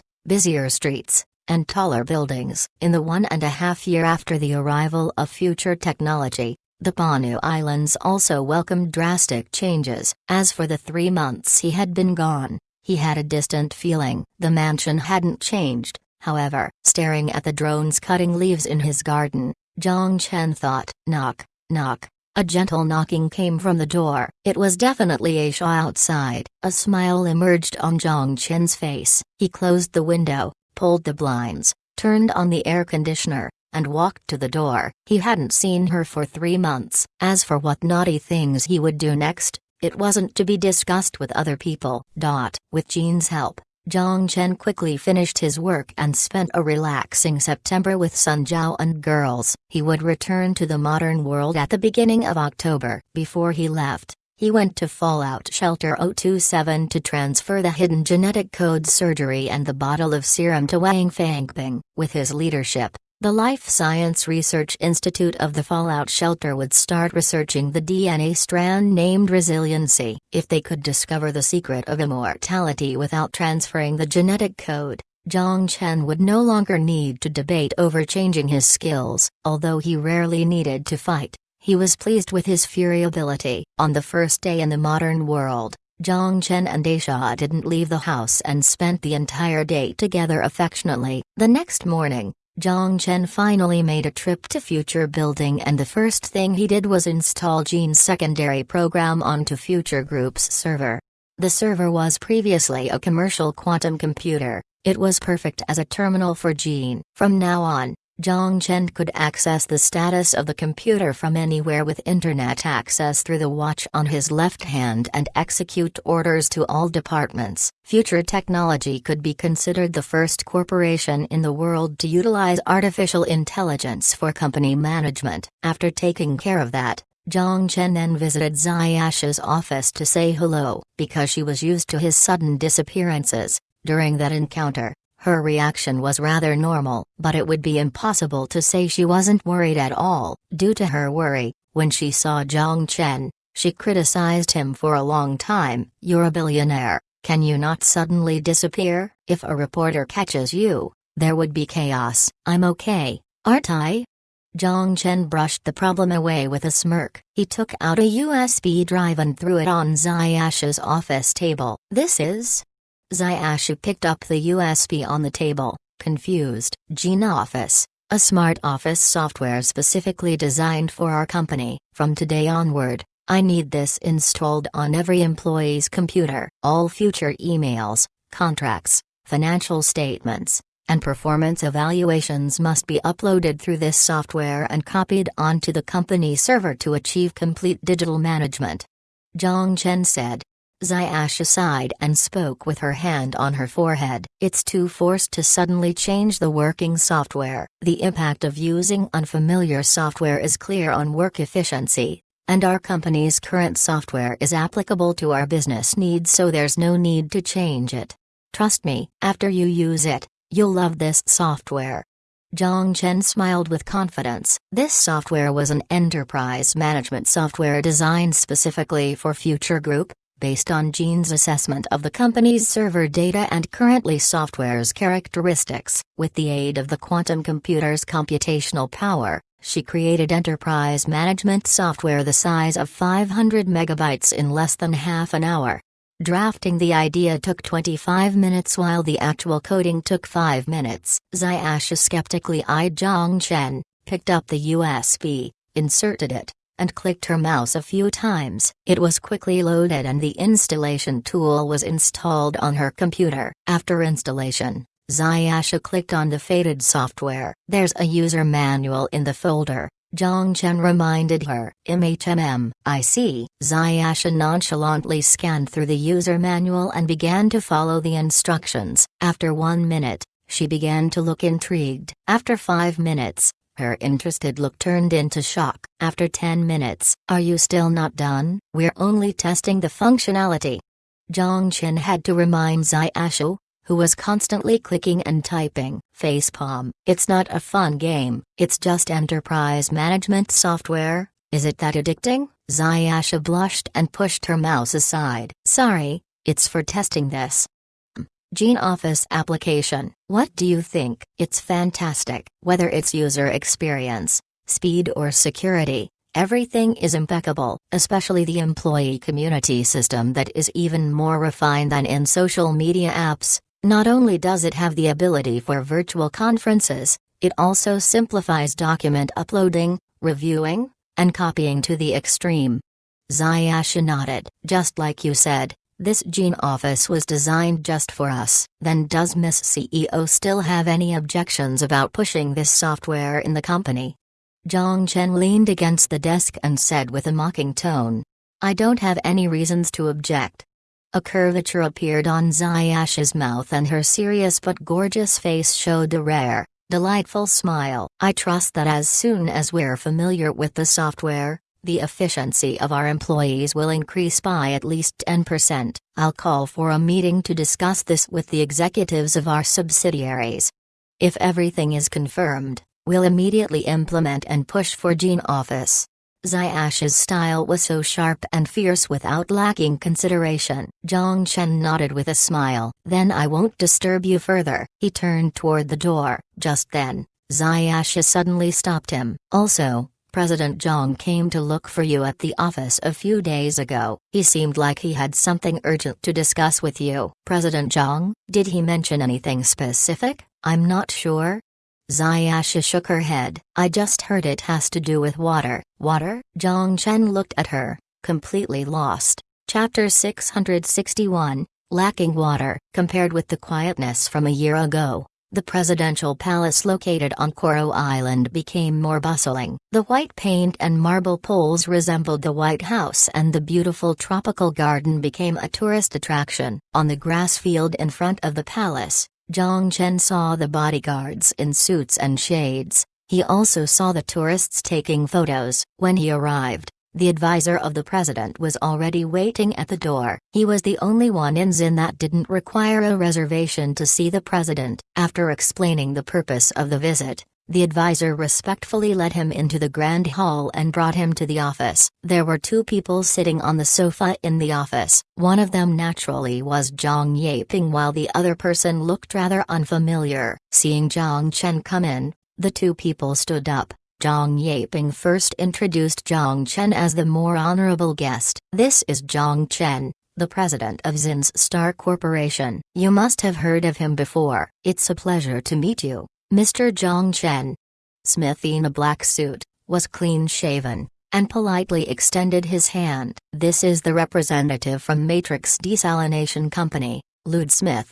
Then, Zhang Yaping introduced his guest to Zhang Chen. "Hello, Mr. Smith. It is pleasure to meet you as well." Zhang Chen shook hands with him and nodded before taking a seat. Then he looked at President Zhang Yaping. Zhang Yaping sensed the question in his eyes and began to explain. "So this is the case. Currently, we plan to construct a water desalination plant in Zin, so we invited Matrix Desalination Company to conduct a construction analysis for us on Koro Island." "Desalination plant? Is there not enough fresh water on the island?" Zhang Chen was surprised. "Not enough is an understatement. Zin's current water supply relies on imports from Australia," Smith said while taking out a stack of documents from his briefcase. "This is the Underground Water Basin Distribution AMD. These are the possible water treatment plant locations."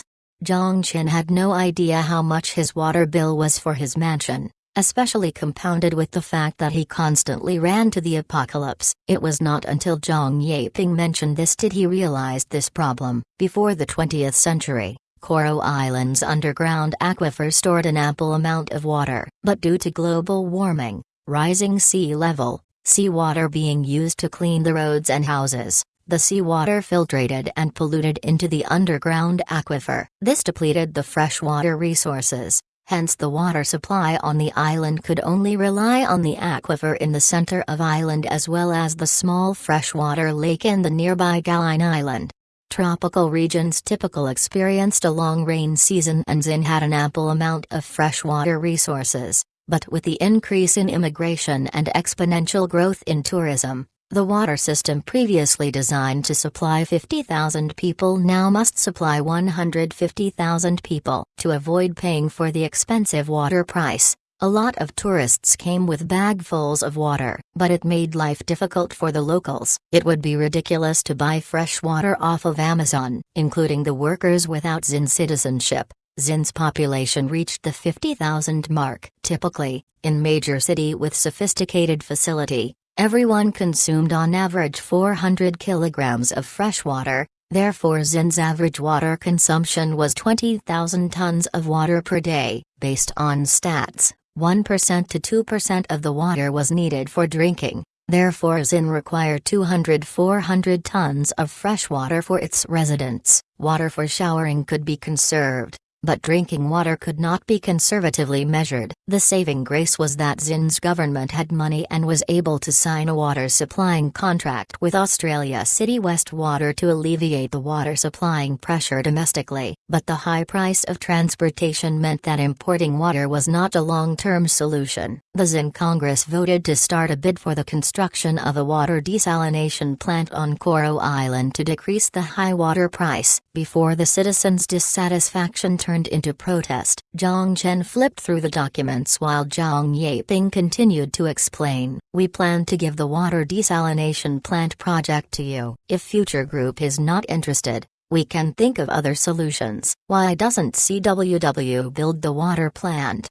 Zhang Chen asked. In Zhang Chen's memory, it was Australia's City West Water, CWW, Corporation that handled the water supply and pipeline maintenance on Koro Island. Zhang Chen was really disinterested in the freshwater market. Even if the water reached a ridiculous price of $5 per ton and they gained a monopoly on Zin's water supply, the water desalination plant's monthly profit was at most $500,000. A yearly profit of $6 million would not even make a material impact on any of Future Group's internet, food, automotive, or healthcare business. CWW thinks our market is not enough to support a water desalination plant and chose to ignore our bid, and other small companies don't have the ability to accept the bid. If it not possible, Congress is discussing about treating the desalination project as a social benefit project, just like state schools, and have the government run it, Zhang Yaping said with a bitter smile. Continue to fund fresh water through the state could not be sustainable even for the rich in government. Your proposal is?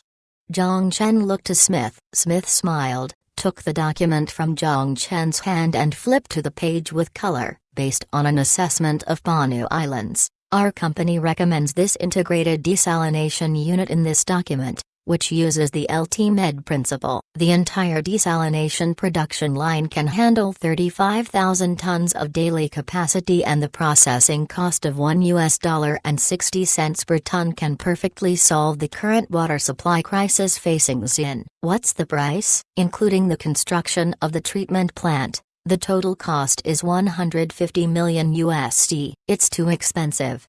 Zhang Yaping shook his head. Without considering the cost of maintenance, the water desalination plant under ideal settings would take 30 years to recover the initial investment. Even with plenty of money, Zhang Chen had no reason to accept a losing deal. Smith had a helpless smile. Water desalination is a long-term investment. Trust me, the one-time investment is more worth it compared to importing water long-term. Can you lower the price? This is the market price. Smith, in an unnegotiable tone, said. Matrix has designed water desalination plants for Maldives, Kuwait, Saudi Arabia, and their price is much more expensive compared to yours. To be honest, Smith was growing impatient after the negotiation had taken so long. The negotiation was without any progress. The Xin government wanted to use water desalination but didn't want to spend the money. The biggest water supplier CWW refused the bid from the start, which made him feel like he was wasting his time. His company urged him to finish this deal and take his team to Saudi. There was a $1 billion project with Saudi National Desalination waiting for him. Suddenly, Zhang Chen spoke. Wait, you mean the price of water desalination equipment is expensive? You think water desalination is just setting up a boiler? I recommend giving it a try, Smith said harshly, stood up, left a business card on the table, and looked at Zhang Yaping. Regretfully, Mr. President, we didn't reach a partnership. My team and I already wasted a week on the island. Regarding the cost to the geology analysis, water treatment plant location selection, we'll bill separately and send it to the presidential palace 7 days later. If you and your advisors have come to a decision, please contact us then. I have a plane to catch in 2 hours. See you. Smith picked up the briefcase and left without turning his head. Zhang Yaping wanted to keep him here, but Zhang Chen stopped him. Let him leave. I don't want to work without them anyways. Zhang Chen laughed.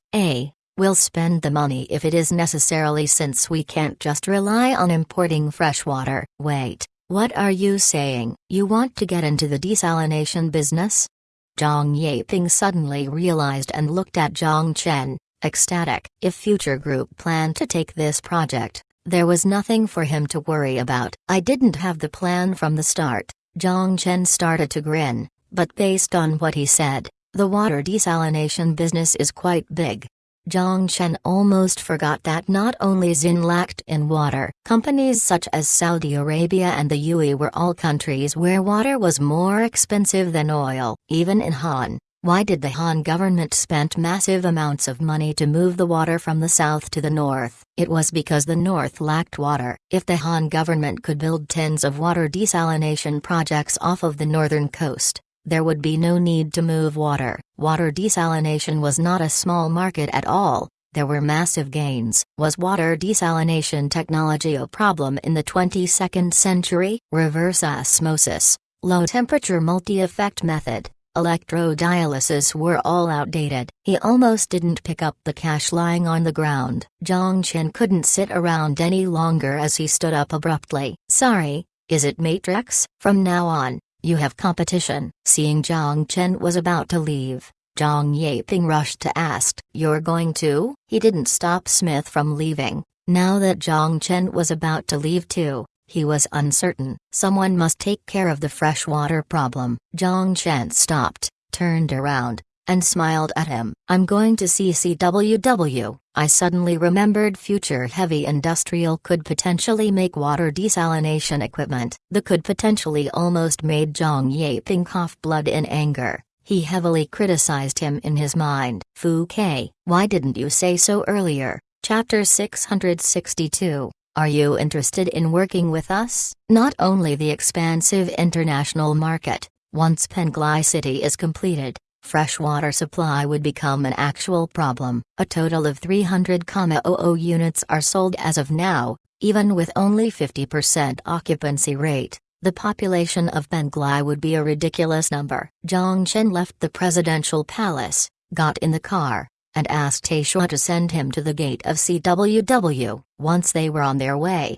he first called the CWW people before opening the hologram image on his left hand. Blue particles emerged and a three-dimensional portrait appeared inside the car. Aisha's widened eyes were written with shock, but she didn't say anything. She closed the windows of the car and continued to focus on the road. Jean, initiate the fourth-dimensional messenger and scan the technology recovery catalog of Fallout Shelter 027 to match seawater desalination for me. Understood. A girl in the hologram projection nodded and the realistic curvature flashed with light blue data streams. The fourth dimension messenger was previously attached to the chip on his EP and was used to connect with Lin Lin. It was later updated to connected with the Fishbone server to ease Zhang Chen in connecting with the Apocalypse. Because Yao Yao's watch included the function of EP, Zhang Chen transferred the chip into the watch. Search complete. 7 matches found. Download to my watch. Affirmative, Mr. President, Jean said, emotionless. Watching the bar load on the hologram screen, Zhang Chen poked the projection. Received. You can go play now. Question. What does go play now mean? It means you can come out once I need you again. It was weird feeling having someone watch you, even if she was an eye. As other than her expression, she was too close to a human. Understood. She nodded and her figure changed into blue letters before fading from the air. Sinking into the seat, Zhang Chen called out the documents downloaded. When the infection source was cleared from the city center, Fallout Shelter 027, with the help of NAC 1st Division, began to conduct technology recovery work in Wang Hai's shambles. Disregarding if they digested the technology or not, all the data was inputted into the server by the thousands of researchers for future use. Water desalination technology was a common technology in the population-abundant 22nd century. Although Wang Hai at the mouth of Huangpu River could not experience the agony of water shortage, it didn't prevent it in providing technology service to water shortage areas of the pack. The scientists of the Fallout Shelter only recorded the technology without digesting and organizing the technology yet. However, the documents themselves had comprehensive conceptual drawings and data entries so Zhang Chen could read through the content of the technology. With his finger sliding through the interface, a blue rectangle appeared and outlined the outer appearance of the water desalination device. Who is she? Aisha curiously asked. Artificial intelligence. Her name is Jean. It is a program. I thought she was your assistant, Aisha said in a quiet voice while making a turn. CWW's office in Xin was located in the city center of Koro Island. Fortunately, the road condition was not too bad and they arrived at their destination in 15 minutes. With the car parked, Zhang Chen's hand grasped in the air and retracted the hologram screen before he stepped out of the vehicle. In a tourism city full of taxis, a flamboyant Lamborghini was quite eye-catching. Some tourists even took out their phones to snap a picture. Although Zhang Chen didn't know why they were so excited, he walked into the CWW building and an assistant came to greet him and took him up the elevator. On the way there, Zhang Chen already phoned CWW's regional manager. Although the manager didn't want to persist with Xin's government on the problem of water desalination, with the consideration of Zhang Chen's identity, Geometry still agreed to his unexpected visit and moved his other meeting back by an hour. Please sit down, Mr. Zhang Chen. Atri poured a cup of coffee for Zhang Chen and sat across from him. I'm surprised you came to visit our company. Is Future Group interested in the water business? Precisely speaking, we are interested in water desalination. Zhang Chen took a sip of the coffee before he decided not to touch it anymore. It was as bitter as Chinese medicine. Atri thought Zhang Chen was here to convince him about the water desalination plant. He sighed. We have a running joke in our company. Oh? Zhang Chen looked at him, intrigued. Our company's water supplying business in Zin's total profit is not even close to our gain in real estate. Atri savored the taste of the coffee as he continued in a light-hearted tone. For example, the building underneath me, including renovations, it costed a total of $150,000. Now, I can sell it for $2 million USD. Haha, that is a funny joke. Zhang Chen grinned. Are you that pessimistic about Zin's freshwater market? There are only 50,000 permanent residents here, but what about a year later? This is not the key. Atri shook his head, threw a cubed sugar into the coffee and gently stirred. Zin government wants us to increase our size here, but they also want to treat drinking water as a benefit. In terms of price, we don't have the ability to set the price. Although Coral Island lacked fresh water, to be honest, we don't view too positively the market here. Then do you have plans to sell the business here?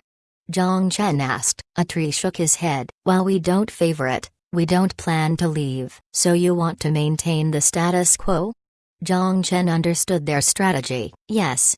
Atri agreed. Zin's freshwater pipelines were owned by CWW. Other freshwater companies who want to enter the market had only two options. Either work with them or relay the pipelines. Even if the government chose to import freshwater, they still must sell the freshwater at a low price to them based on the contract before they supply the water to the residents. The buy high sell low was another form of subsidization. Atri took another sip of the coffee, looked at Zhang Chen, and used a quite surprised tone. Is Future Group interested in the freshwater business? That's right.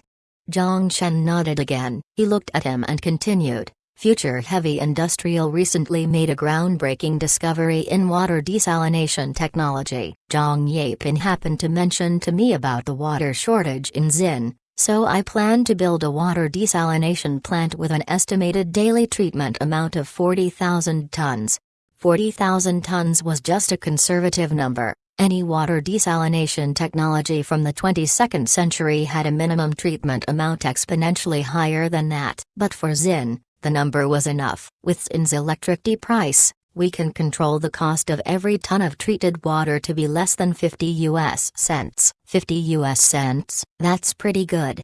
Suddenly, Atri's hand holding the coffee cup froze. Bang! The cup smashed on the ground. Without caring for the coffee spilled on himself, he banged on the table and looked at Zhang Chen with eyes widened. That's impossible. I never heard of any technology that could compress the cost to this low. Even Matrix can't do this. But we are Future, Zhang Chen said without much expression, but he was laughing in his mind. This is because the electricity price is high here. If it were in the 22nd century, with mature nuclear fusion technology, the cost of water desalination is not much higher than the underground water itself.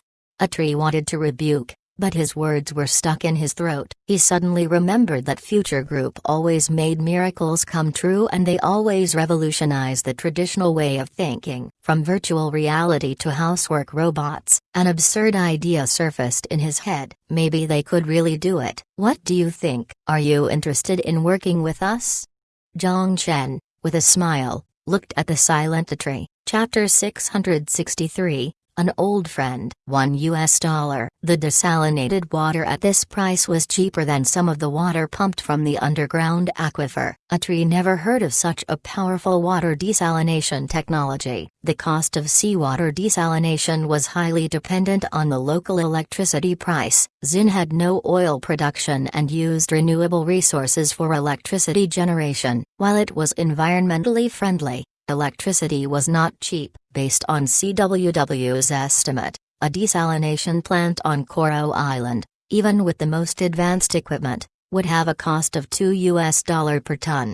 So when Zhang Chen suggested the cost of $0.5, Atri was very shocked. Even with a nuclear power plant on Koro Island, the desalinated water wouldn't be so cheap. Both parties quickly reach an agreement and pen the negotiating terms. Future Heavy Industrial will build the desalination plant. CWW will be responsible for the pipeline to connect Future Group's treated water to Zin's water supply system.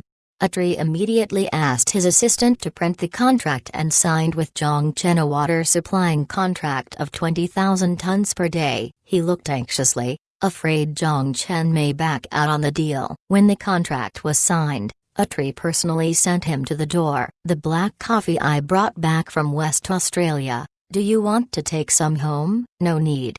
Zhongchen thanked him for the offer. He already experienced how awful it tastes. A 20,000 tons supply agreement. Take away the cost related to human labor. $0.5 per ton of profit could bring Future Group a monthly income of $300,000. The profit was meager. Even if Future Group purchased CWW's water supplying system and vertically integrated the entire chain, it would at most double the number. From the start, Zhongchen put his focus on the international market. He happened to have a person's phone number that would definitely be interested in cheap water. Hello, Mr. Yaref, it's me, Zhongchen. Future Heavy Industries has some new gadgets now. No, I'm not referring to a new robot. It's water desalination equipment. Just as Zhongchen got into the car, he took out his phone and called Yaref in the far Saudi Arabia. Water desalination equipment? We do have a plan to build a new seawater desalination plant at the coast of the Red Sea, but we contracted Matrix to design it for us. They are the experts in this field and an old partner of ours. Yaref heard Zhongchen seemingly to be advertising desalination equipment to him, and his brows slightly furrowed. Although he had a great personal relationship with Zhongchen, he would not give grounds because of personal relationships to a project related to the well-being of Saudi's people. Matrix promised them to build a 1,097,000 cubic meter mixed desalination plant powered by ultra-high concentration photovoltaic technology in the Mecca area off the Red Sea coast to replace high energy and the inefficient petroleum energy desalination plant. Although in the oil-rich Saudi, electricity generation through combustion was cheap, from an environmental and sustainability perspective, the cons of oil exchange for water outweighed the pros. And with this mixed energy desalination plant, the cost per ton would be lowered to $1.5. This price was reasonable to Yaref. What is the water price for your company? Zhongchen asked. Based on half-year stats, in the Mecca area, on average it is 7 rial per ton. Yaref said while giving it a thought. 7 rial was equivalent to $1.9. Zhongchen estimated while a smile emerged on his face. Then, are you interested in $1 per ton of fresh water? Yaref was stunned when he heard Zhongchen's offer to the point that he forgot to open his mouth when his beautiful Amira put a peeled grape near him. $1 per ton? Cost? The cost is going to be a bit lower. $1 is the price we give you, Zhongchen said. Yaref was stunned. He immediately stood up, and walked to the window of the palace with his phone. My friend, you always amaze me. Ahem. Can I ask, what you have said is for real? Provide water to us at a price of $1? This is incredible. Please excuse my emotional outbreak. Yaref couldn't even articulate properly. Saudi had been subsiding their domestic gasoline, power, and hydro. Just take hydro for example, to allow the 4 million people in their capital Riyadh to drink clear and relatively cheap water, Saudi's royal family must subsidize a couple $100 million a year. While Saudi is indeed rich, who wouldn't want to save money? Zhongchen's $1 price would not only alleviate the water shortage, it would also bring savings to them. Of course it is true, truer than gold. Zhongchen's smile was pleasant. Compared to the water supplying contract signed with CWW, which was close to a benefit, the contract with the oil boss Saudi was the key. $1 price, even with 1 million tons of water supplies, It would be $15 million in profits per month, and the desalination technology he possessed could supply far more than 1 million ton per month. With the partnership with Saudi, they will inevitably increase the contract because of the cheap price, and other countries who experienced similar water shortage would seek partnership, seeing how Saudi enjoyed such cheap hydro. Zhang Chen could imagine the rich Arabians running at him while waving cash in their hands. Also, what is the quality of the desalinated water? We won't feed our citizens water mixed with sand. Yarif asked another one of his concerns. Long-term consumption of desalinated water was not beneficial to the health. If Future Group's desalinated water did not pass the quality test,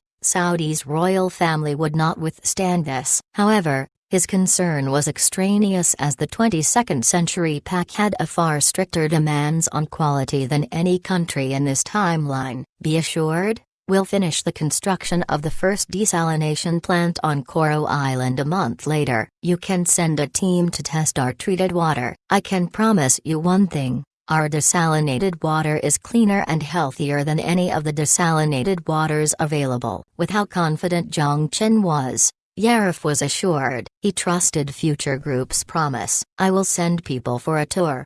Yarif paused for a moment as he hesitated. Zhang Chen, we are friends, right? Of course. Zhang Chen didn't know why he suddenly asked this. Could you do me a favor? Yarif whispered. Of course, as long as I can help you, Zhang Chen said gladly. For you it is not hard. Yarif coughed and lowered his voice. I'll think of a way to stop the negotiation with Matrix and change it to an open bid. I hope you don't join our bid. Don't bid? Zhang Chen didn't understand why. Yes, Yarif nodded. I will invite you to bid. Zhang Chen then instantly understood what he meant. Yarif was the crown prince, but there was more than one prince in Saudi, and the old king loved to change the crown prince. Therefore, a lot of people have their eyes on his position. While he was responsible for the cooperation between Matrix, another prince named Rashid initiated the talk. While the old king didn't say anything, he seemed to be pleased with Prince Rashid's performance. It made Yarif feel unsettled. Haha, not a problem, Mr. Yarif. Don't underestimate our friendship. Zhang Chen laughed. Thank you. You're my great brother.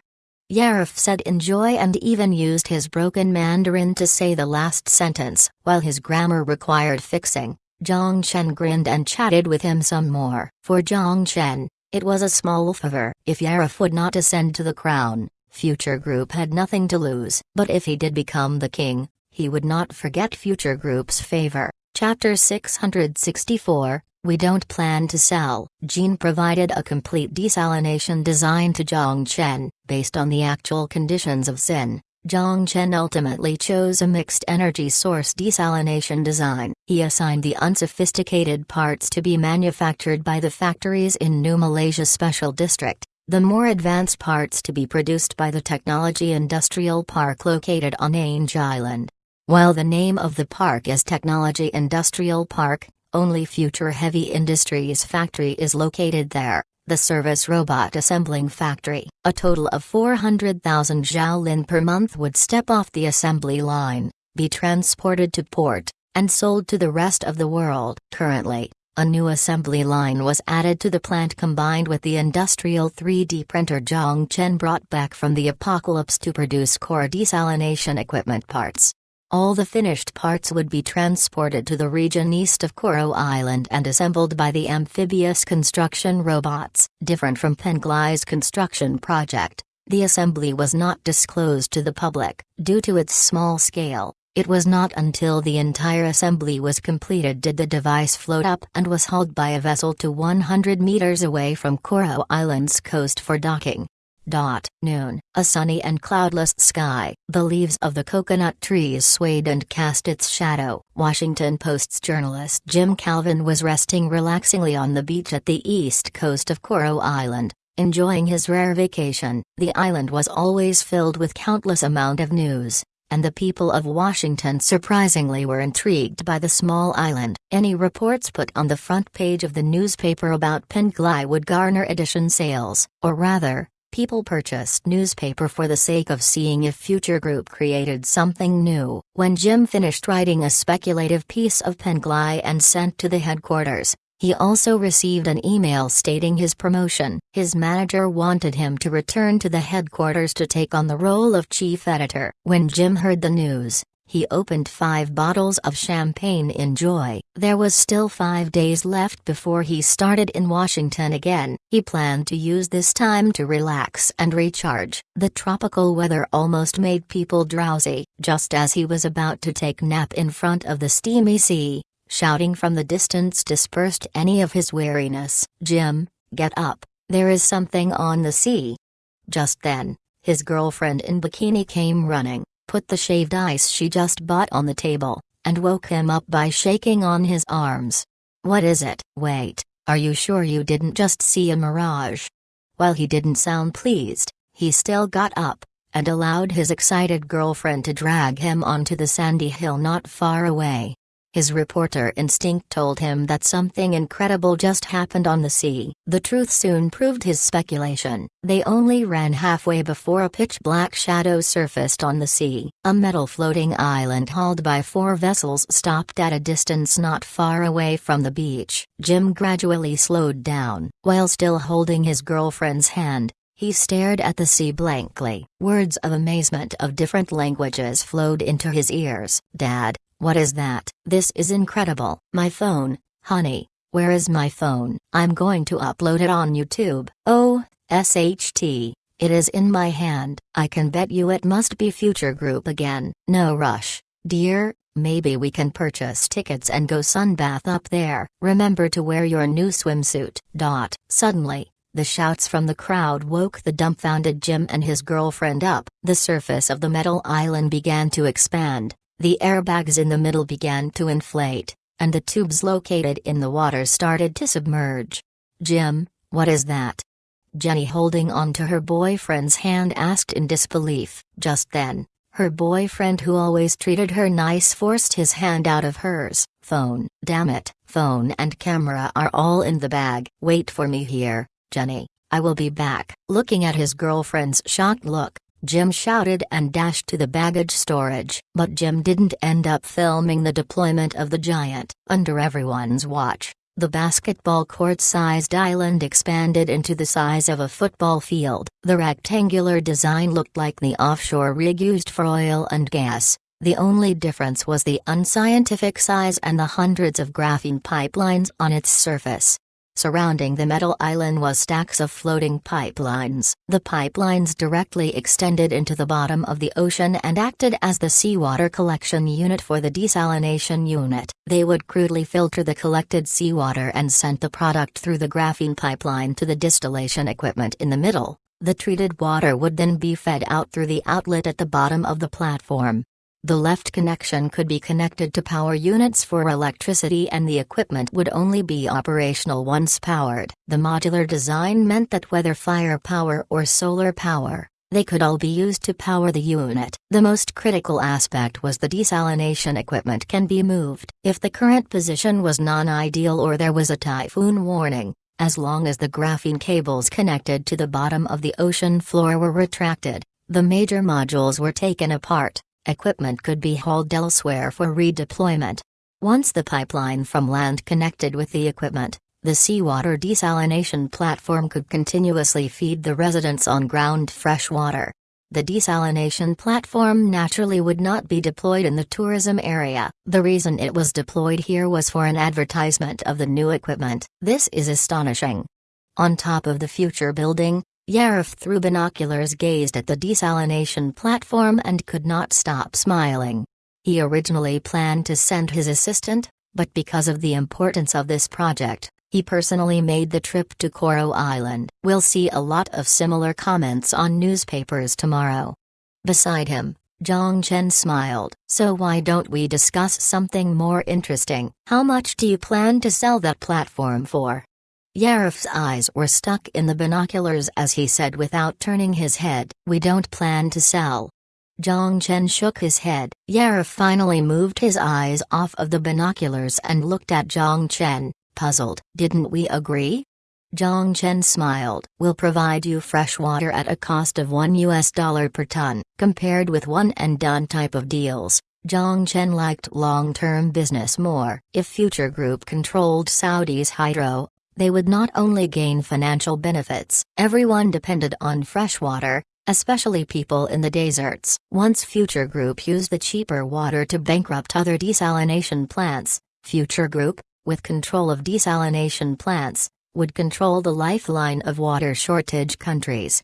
By then, all the countries in the Gulf and along the coast of the Red Sea would depend on Future Group's water. By the time, they would hail Future Group as their king. Chapter 665, 2 million tons order. After an intense negotiation, Yarif finally reluctantly accepted Zhang Chen's proposal. The two went back into the building. Zhang Chen took him to his office. At the same time, Ziyasha placed the prepared agreement on Zhang Chen's table. No one was willing to have their drinking water be controlled by someone else, but they couldn't do anything about it since Future Group's price was too attractive. Saudi's currently desalinated water price was around $1.53 per ton, and it was because of being a major oil-producing country and hence a low firepower electricity price. Based on their agreement, Future Group would partner with Saudi royal family-controlled Beach Seawater Desalination Company. Future Heavy Industrial's desalination platform would dock near the Red Sea coast while Saudi would complete the underwater pipelines. Zhang Chen would be responsible for opening the tap while Yarif would drag the tube over to connect the water and pay Zhang Chen $1 per cubic meter of water. In theory, with additional water collection modules around the platform and water desalination modules on the platform, a single platform could treatment 4 million tons of water per day. But the high water output naturally meant high energy consumption. But it was okay since Saudi's port was right beside the platform and the cost of fuel was low. Yarif promised Zhang Chen to transport cheap natural gas and fuel to the platform. Based on the 2 million ton of hydro supply per day, the price of every ton of water could be compressed to $0.37. The price was similar to underground treatment cost. The price was beyond belief. By then, the platform would provide Future Group an income of $1.2 million per day, $400 million per year. Saudi's royal family would save at least $600 million in cost related to subsidizing water. The originally intended new energy desalination plant built off the coast of Red Sea was cancelled and resulted in a saving of construction investment of $1.5 billion. Yarif signed the contract in 3 days. With the contract, Yarif hopped on his plane in euphoria and eagerly returned to Saudi. He looked forward to his father's expression, while his younger brother brought matrix and negotiated a $1.5 per cube of fresh water with a $1.5 billion construction fee. He silently brought back a contract of only $1. He knew how much emphasis his father placed on the desalination project. Haha, Rashid, my dear brother. Just be your Arab prince. The position of king should be given to someone with ability. Regardless how ecstatic Yarif was on the plane, just as Zhang Chen stepped into the future building, the platform off of the east coast connected with CWW's pipeline and initiated its trial run. When the cheap water filled CWW's reservoir, CWW immediately executed Zin government's plan of reducing water prices. Based on the original price, Zin's water price would be slashed in half. The news was spread through TV stations, newspapers, and the internet to all of Zin. My God, water prices have dropped. My family was considering buying some plastic barrels. With how high the price was, we were going to resort to purifying rainwater ourselves. Thank God, the price is finally going down. Did you see the platform? It said Future Heavy Industries. Praise Future Group. Praise Zhang Chen. The entire country was in celebration for the reduction in hydro rate. Based on CWW's report, water consumption spiked by 35% on the day of and only returned to a reasonable level a week later. At the same time, Future Heavy Industries' desalination technology began to draw the attention of the world. It was not because of the cheap water or insane efficiency, but rather because of the futuristic deployment which left a deep impression on everyone. Someone captured the scene and uploaded it onto social media sites. On the first of uploading, the views broke the million mark. The netizens around the world was spamming in the comments, asking the person who uploaded the video which film it was from. Some of the netizens aware of the situation continuously clarified, "This is not a sci-fi film. It says future heavy industrial on there. Do you not know?" Collier Zhao Lin over. Washington Post first reported on the news. New York Times, Los Angeles Times subsequently all cited it. Renowned journalist Jim Calvin, who took part in a show with CBS, used an exaggerative tone to describe what happened. "It was incredible. Have you seen Transformers?" Of course, I'm not saying I saw Transformers, but the video that went viral. You absolutely could not imagine my expression then. After a few days of celebration, ZIN returned to peace. There was already good news from Saudi. Saudi's king was extremely pleased with the contract Jarrah and Future Group signed and stated their welcoming attitude to the high-tech corporation. Future Heavy Industrial started the production of the second desalination platform. The finished parts would be shipped to Saudi and stored at the port. All the parts were estimated to be completed by month end. Future Group's construction boats will sail across the Gulf of Aden and enter the Red Sea region to complete the platform assembly. Compared with the one deployed off the east coast of Coral Island, the Saudi model had a higher production. To ensure production, Zhang Chen made a trip to the technology park on Ange Island to speak with Lin Zhengyang, the one responsible for Future Heavy Industrial's production. This project is the marquee project for Future Heavy Industries in desalination. I need you to keep a close eye on the quality of every screw. Yes, boss. Lin Zhengyang responded in high spirit. Zhang Chen patted him on the shoulder and signaled him to go back to his post. Just as he wanted to take a tour of the Zhaolin production line, his phone began to ring. It was Ziyashu. What's up? Zhang Chen picked up. What the FCK? Blue Seagull International Ocean Protection Committee released a statement on their site stating that our ocean exploration activity in the Pacific heavily disrupted the local ecosystem and sent a lawyer's letter to our group. They hope we can stop destroying the ocean habitat. Zhang Chen was stunned. Destroying the ocean habitat? What the fuck? Chapter 666? Just a warning. They're launching a class action suit against us in ZIN?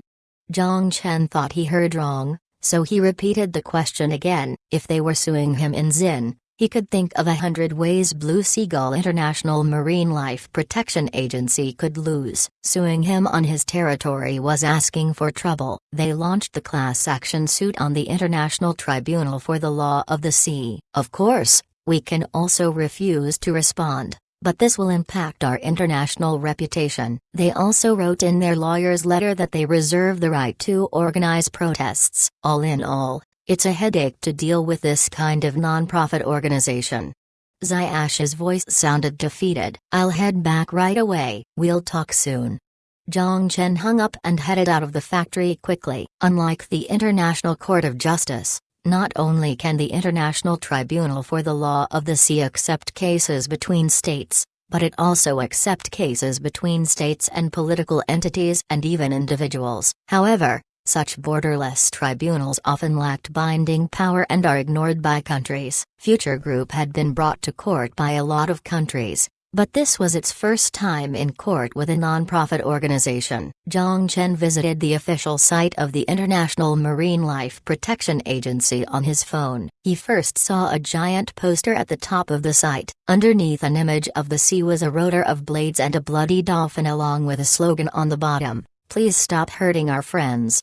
What made Zhang Chen exasperated was that all projects from the deployment of mining units to the construction of Penglai were equipped with sonar to remove any marine life. Their criticisms that lacked any factual basis were complete slander. When Zhang Chen returned to the company, he immediately gunned for Ziyash's office. Actively respond to the lawsuit. Also, Send our lawyers to sue them for slander and demand compensation for economic damages, and investigate who's behind the slander. I want to see who's giving them directions." Zhang Chen didn't believe the slander was instigated by Blue Seagull just for the sake of environmental protection. Future Technologies subsidiary was located in Los Santos with a fairly friendly relationship with the state justice system. As long as they managed their relations, it wouldn't be hard to win in court. He handed over the investigation to the ghost agents overseas. Surprisingly, before he sent anyone off on the mission,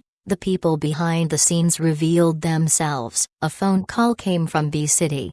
This is just a warning. Withdraw from the Saudi project." A male voice came from the other side. "A warning." Zhang Chen laughed, but his tone turned colder and he asked, "Are you from Matrix?" The man didn't deny nor agree, he just said, with a collected voice, "If it was any other business, you could use business strategies to win the project from us and we wouldn't say anything. But this project was conducted under directions from the capital, so we won't just stop here." From his tone and choice of words, Zhang Chen detected arrogance and a curvature appeared on his mouth. "You expect Future Group to fold? In your dreams. Is that so? Then I'm looking forward to your next move." Without feeling deterred, Zhang Chen didn't back down. Arrogant. With just one word, the person on the other side hung up. The two sides were at an impasse. There was no need to negotiate further. Zhang Chen immediately ordered the ghost agents within his border to trace the phone call, and it was determined to be from a public phone booth in B City.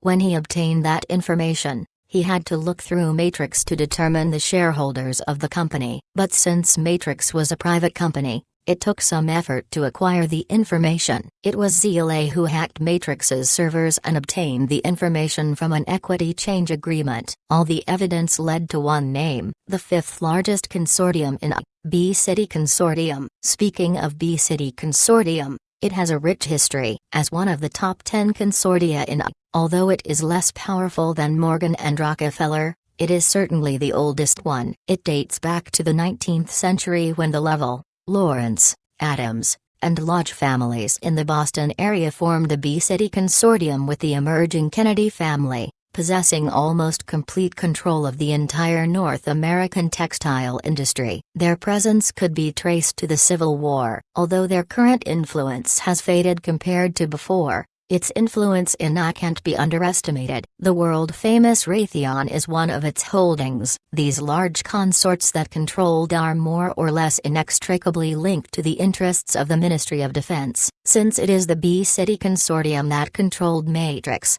everything made sense. The capital wanted to use the freshwater supply project to increase their control over Saudi. Since the dollar was tied to oil, the capital still prioritized expanding their influence in the Middle East even when oil prices were so sluggish at the moment.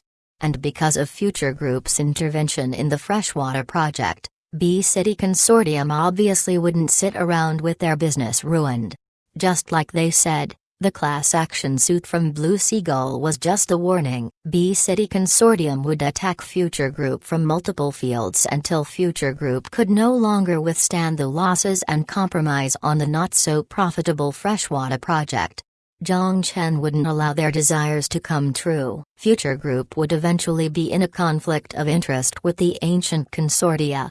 If he folded whenever there was a conflict, how could he do business in the future? Zhang Chen would not compromise, so he responded to B City Consortium's aggression with a firm stance. Fortunately, Future Group had no subsidiary that was public, so B City Consortium's traditional financial attacks were futile against Future Group. However, they still managed to determine two attacking points. One was Future Group's most profitable tech business, and the other was marine life protection.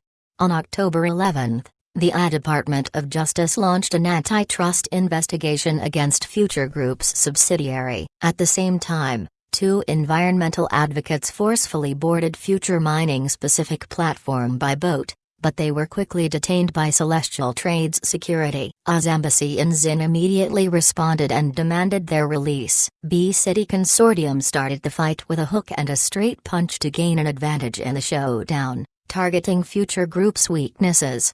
If US Department of Justice ultimately determined Future Technology was guilty in the antitrust investigation, it would be a detrimental blow to the development of Future Technology's virtual reality market. It would set a precedent for other countries. Would Zhongchen allow them to succeed? The answer was an obvious no. Chapter 667, Retaliate. Because of the importance of the class action suit, Zhongchen gathered Future Technology's North American CEO and a lawyer from the legal team to conduct a virtual conference. At the very beginning, Zhongchen asked, "What's the probability of winning?" 70%. The US Justice Department lacks a factual claim. The precise definition of phantom is high-end VR equipment. Although it accounts for a large share of the AI market, it's far from enough to achieve a monopoly. Microsoft's HoloLens, Google Cardboard and other devices in the low-end market still occupy a significant market share. The key is that we don't use our advantages in the market to prevent other companies from entering the market, the lawyer replied with certainty.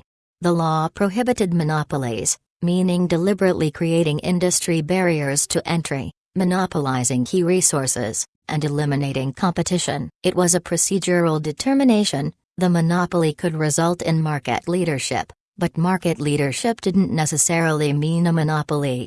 It was only a technological gap that prevented other firms from entering the market. Future Group hadn't used their strengths to thwart completion. Therefore, the AI Department of Justice's claim was far-fetched. Future Group's possibility of winning was high. The lawyer nodded and Zhongchen then looked at Hermit. "Hermit, you're the CEO of the North American division. I have only one thing to tell you. Prepare to cause a controversy." 70% of our citizens' smartphones have Future 1.0 installed. It's not only a gold mine but also our weapon. I need you to create an atmosphere where the AI Department of Justice prevents technological innovation out of protectionism and potentially accepts a bribe to launch an antitrust investigation against Future Group. While pressure from public opinion wouldn't be enough to force its hand, it would be enough to make them pay a heavy price. The Department of Justice existed to serve the capital. If Miss Hill wanted to continue running the office, she had to remain cautious about this matter. "It's okay without evidence. We can use the army of the internet and a conspiracy theory," Zhongchen added. "I understand." Hermit nodded. After he finished up, Zhongchen rushed to New Moon Island. On the island, he met with the two people detained for trespassing on the mining platform. Because of pressure from the embassy, Celestial Trade didn't send the two of them to prison and instead brought them to the military base. They were a male and a female. The female looked young, like a university student. The male was older, around 30 years in age. His defined face was paired with glasses and a beard. Inside a dark room, they were looking at the soldiers with rifles outside. The male looked calm and seemed to be experienced with detainment, but the female looked inexperienced as she was shivering in a corner. "Katie, stay calm. They can't do anything to us. We're our citizens." Just for the sake of saving her own face, "Hill will get us out." Barney comforted his companion. "But they have guns," Katie said, frightened. "Don't worry, Miss Katie. We're not New Guinean cannibals." "Just as the gentleman said, we won't do anything to you." A voice suddenly came from the door. The two people inside the dark room immediately looked in that direction. The soldier in the hallway saluted and stepped aside. Barney recognized the person and immediately narrowed his eyes. "Zhongchen, he came here personally." "We're the advocates of Blue Seagull." "You heartless businessman. You don't have the right to interfere with our just cause. I demand you let us go. Or else our treatment of you will be made into a documentary and released on YouTube to tarnish our name." Zhongchen grinned. "Or else you plan to launch a massive protest and sue us for the falsified crime we didn't commit." "They aren't falsified crimes. Your actions forced poor dolphins to leave their homes. It was all because of your irresponsible actions." "Do you know what your actions will do to the ecosystem?" Katie worked up her courage and berated Zhongchen while staring him down. "Is that so? Regardless if we committed a crime or not, you're not the police. And just 7 hours ago, you trespassed on Future Mining's mining platform and disrupted our production. We're currently considering suing you for the crime of piracy. If the prosecution stands, You'll be facing a prison term between 10 to 15 years. I'm really curious, when you left the airport, didn't they remind you to follow the laws of the local government? Jiang Chen said with a smile. You can't do that. A hint of fear surfaced on Barney's face. Jiang Chen didn't look like he was willing to compromise with the embassy. This wasn't what Barney expected, and his companion, Ms. Katie, was completely shocked. While she was a self-proclaimed activist, she never imagined sacrificing herself for the cause. When she heard she was facing 10 years of prison time, tears burst out. Of course we can do that. Jiang Chen said, emotionless. You have the right to hire a lawyer to defend yourselves, but I guarantee you'll lose. Please don't do this. I'm still in college. I'll be expelled. Katie grasped the bars at the window while crying in desperation. Jiang Chen didn't look at her but focused instead on Barney, who had a pale face. But this doesn't have to be the way it ends. What do you want me to do? Barney glanced at Katie sobbing and spoke with difficulty. Cooperate with us and restore our reputational damage. Jiang Chen snapped before two contracts appeared. Looking at the contracts on the table, Barney gulped and picked up one of the copies. This is, you are Barney Baird, an internationally renowned photographer, chief editor of a humanities and social science magazine, and one of the key members of Blue Seagull. I heard you're great with photography. We'll provide the equipment here, just help me shoot a documentary. The name will be called A Lie, Jiang Chen said. That's impossible. Barney cried out emotionally. Jiang Chen looked at him without emotion and said with an unnegotiable tone, you only have two choices in front of you, rot in prison or sign this document. Barney's face had no sign of life. Barney, I beg you. The pleading of his friend rang in his ears. I just want to prove my innocence. Jiang Chen's expression didn't change. After a long silence, Barney finally couldn't withstand the pressure and picked up the pen with shaking hands. When he signed his name, he collapsed onto the chair as if all his energy was drained away. As an executive in Blue Seagull, he was aware of the reason behind this defamatory campaign against Future Group. Although he didn't know who was behind it, he knew the individual behind it wasn't simple based on the unbelievable amount they were paid. That was why he was unwilling to sign. Doing all this for Mother Earth? Don't kid yourself. He knew better than anyone. From the beginning of the Penglai project, he closely monitored its impact on marine life. Just as Jiang Chen said, Future Group's sonar already removed the marine life outside of the construction radius. He even argued with the head of the organization over this. Just as Jiang Chen said, he didn't have much choice. If I sign, will you ensure my safety? Of course, but you probably won't be able to return to in the immediate future. Trust me, this is for your benefit. Jiang Chen collected the contracts, signaled the soldier to unlock the door, and smiled at him. Our people will take you to a 5-star hotel. Don't worry about the cost, I'll foot the bill. Remember, you were never detained, not even for a minute. Chapter 668, The Work of a Hacker. Just as the Department of Justice officially launched a court case against the state court and sued Future Technologies, a subsidiary, Future Group sent a team of lawyers to the International Tribunal of the Law of the Sea to actively respond to Blue Seagull's lawsuit. At the same time, Future Group hired a legal team to officially sue Blue Seagull's headquarters for slander because of the information published on its official site. It caused detrimental damage to Future Group's international reputation, and Future Group demanded reparations of $1.7 million as well as immediately deleting the defamatory comments against Future Group. With the support of the B-City Consortium, Blue Seagull definitely wouldn't stop and expressed that it was bizarre for Future Group to sue a non-profit organization. They also emphasized their stance on their official site on remaining firm against the capitalists. They also stated that Future Group had detained peacefully protesting members and demanded their immediate release. The embassy also contacted Celestial Trade, but events took a different turn. When the ambassador to Xin, Marky Bocas, came to see Celestial Trade CEO, Ivan, he was surprised to discover that the Blue Seagull's members hadn't received unjust treatment from Future Group but instead, had been welcomed by Jiang Chen. They appeared in front of the media and Barney accepted an interview from a reporter. The rumors of being treated unfairly by Future Group were untrue. When Zhang Chen learned of Katie and my intentions, he personally met us and highly praised our efforts in protecting marine life. Barney's mouth twitched and he hesitated. But since he was already standing on the opposing side of the B-City consortium and as he realized he couldn't afford to breach the contract signed with Zhang Chen, he took a breath and spoke into the mic in front of him.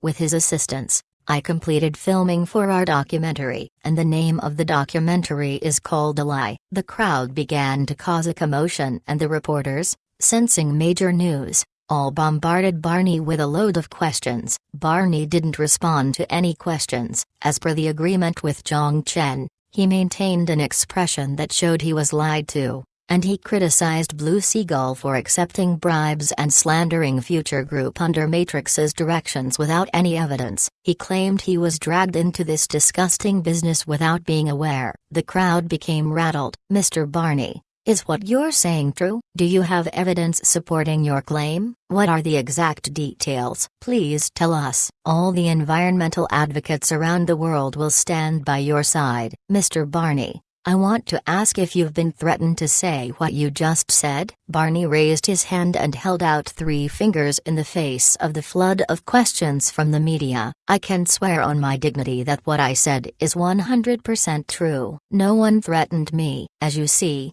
I'm safe. As for the evidence, it's all in the documentary and uploaded onto YouTube. In the documentary named A Lie, the first 30 minutes documented the state of the ecosystem under Future Group's Bengali mining platform, desalination platform, and the second half revealed the bribes between the Blue Seagull organization and Matrix, aiming directly at the Saudi freshwater project. The documentary led viewers from suspense to reflection to revealing the truth in front of the public. With promotion from Future Group, Barney's documentary caused a mass commotion on the web. Blue Seagull's president, Brent Lancey, had accepted a bribe of $2 million. Since he couldn't stand the pressure of public opinion, he was forced to resign. Matrix immediately came out with a press release. However, in the face of public opinion that already formed a perfect storm, their so-called clarification was insignificant. It could be foreseen that negative public opinion would cause a critical blow to Blue Seagull's reputation. Once a non-profit organization lost its credibility, it would completely lose its lifeline. Blue Seagull and Matrix were all just pawns. Zhang Chen knew the real opponent of Future Group was B-City Consortium. After taking care of the 2 pawns, it was time for the real fight. While the media was criticizing Matrix, ZLA, in Europe, used the quantum computer on Coral Island to successful hack onto the server of First B-City Bank. Their information security measures were praiseworthy, but with the deadly combination of a hacker and the quantum computer, there were no secrets in the digitalized era.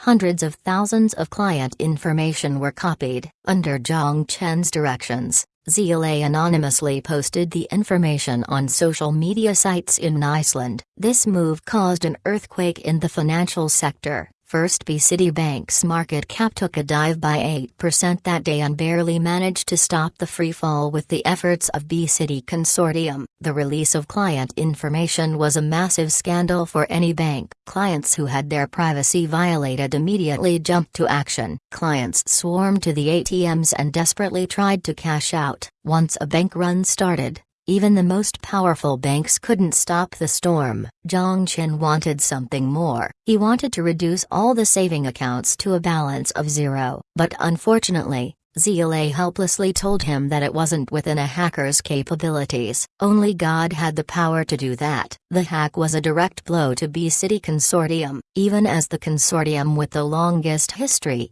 a direct hit to their core assets would hurt. After the event, analysts estimated that the information leak caused a direct loss of $3.7 billion to the B-City Consortium with an indirect loss totaling $11.7 billion. A good brand would need 100 years to develop, but it would only take a few days to completely ruin a brand. The leak even alerted the FBA. When they traced the attack to a foreign source, SIB entered the investigation as well. It scared Zile to death. Although he received a few months of military training, he would definitely lose to professional agents, but he wasn't too afraid that SIB would be able to track him down. With assistance from the quantum computer, he wiped his tracks. All IPs led to an internet cafe in Morocco at the edge of the Sahara Desert. He didn't need to worry about being in the Faubourg. While the City Consortium suspected the leak had something to do with Zhang Chen since he was in the tech business,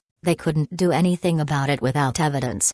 Just as B City Consortium was busy trying to put out the fire, Future Technology released an announcement to better assist the Department of Justice's collection of evidence for its antitrust investigation. Future Technology would temporarily suspend its service coverage to the 110 million users in Future Technology continued to reiterate that they would actively cooperate with the Department of Justice's investigation and looked forward to the completion of the investigation so the subsidiary could return to normal service.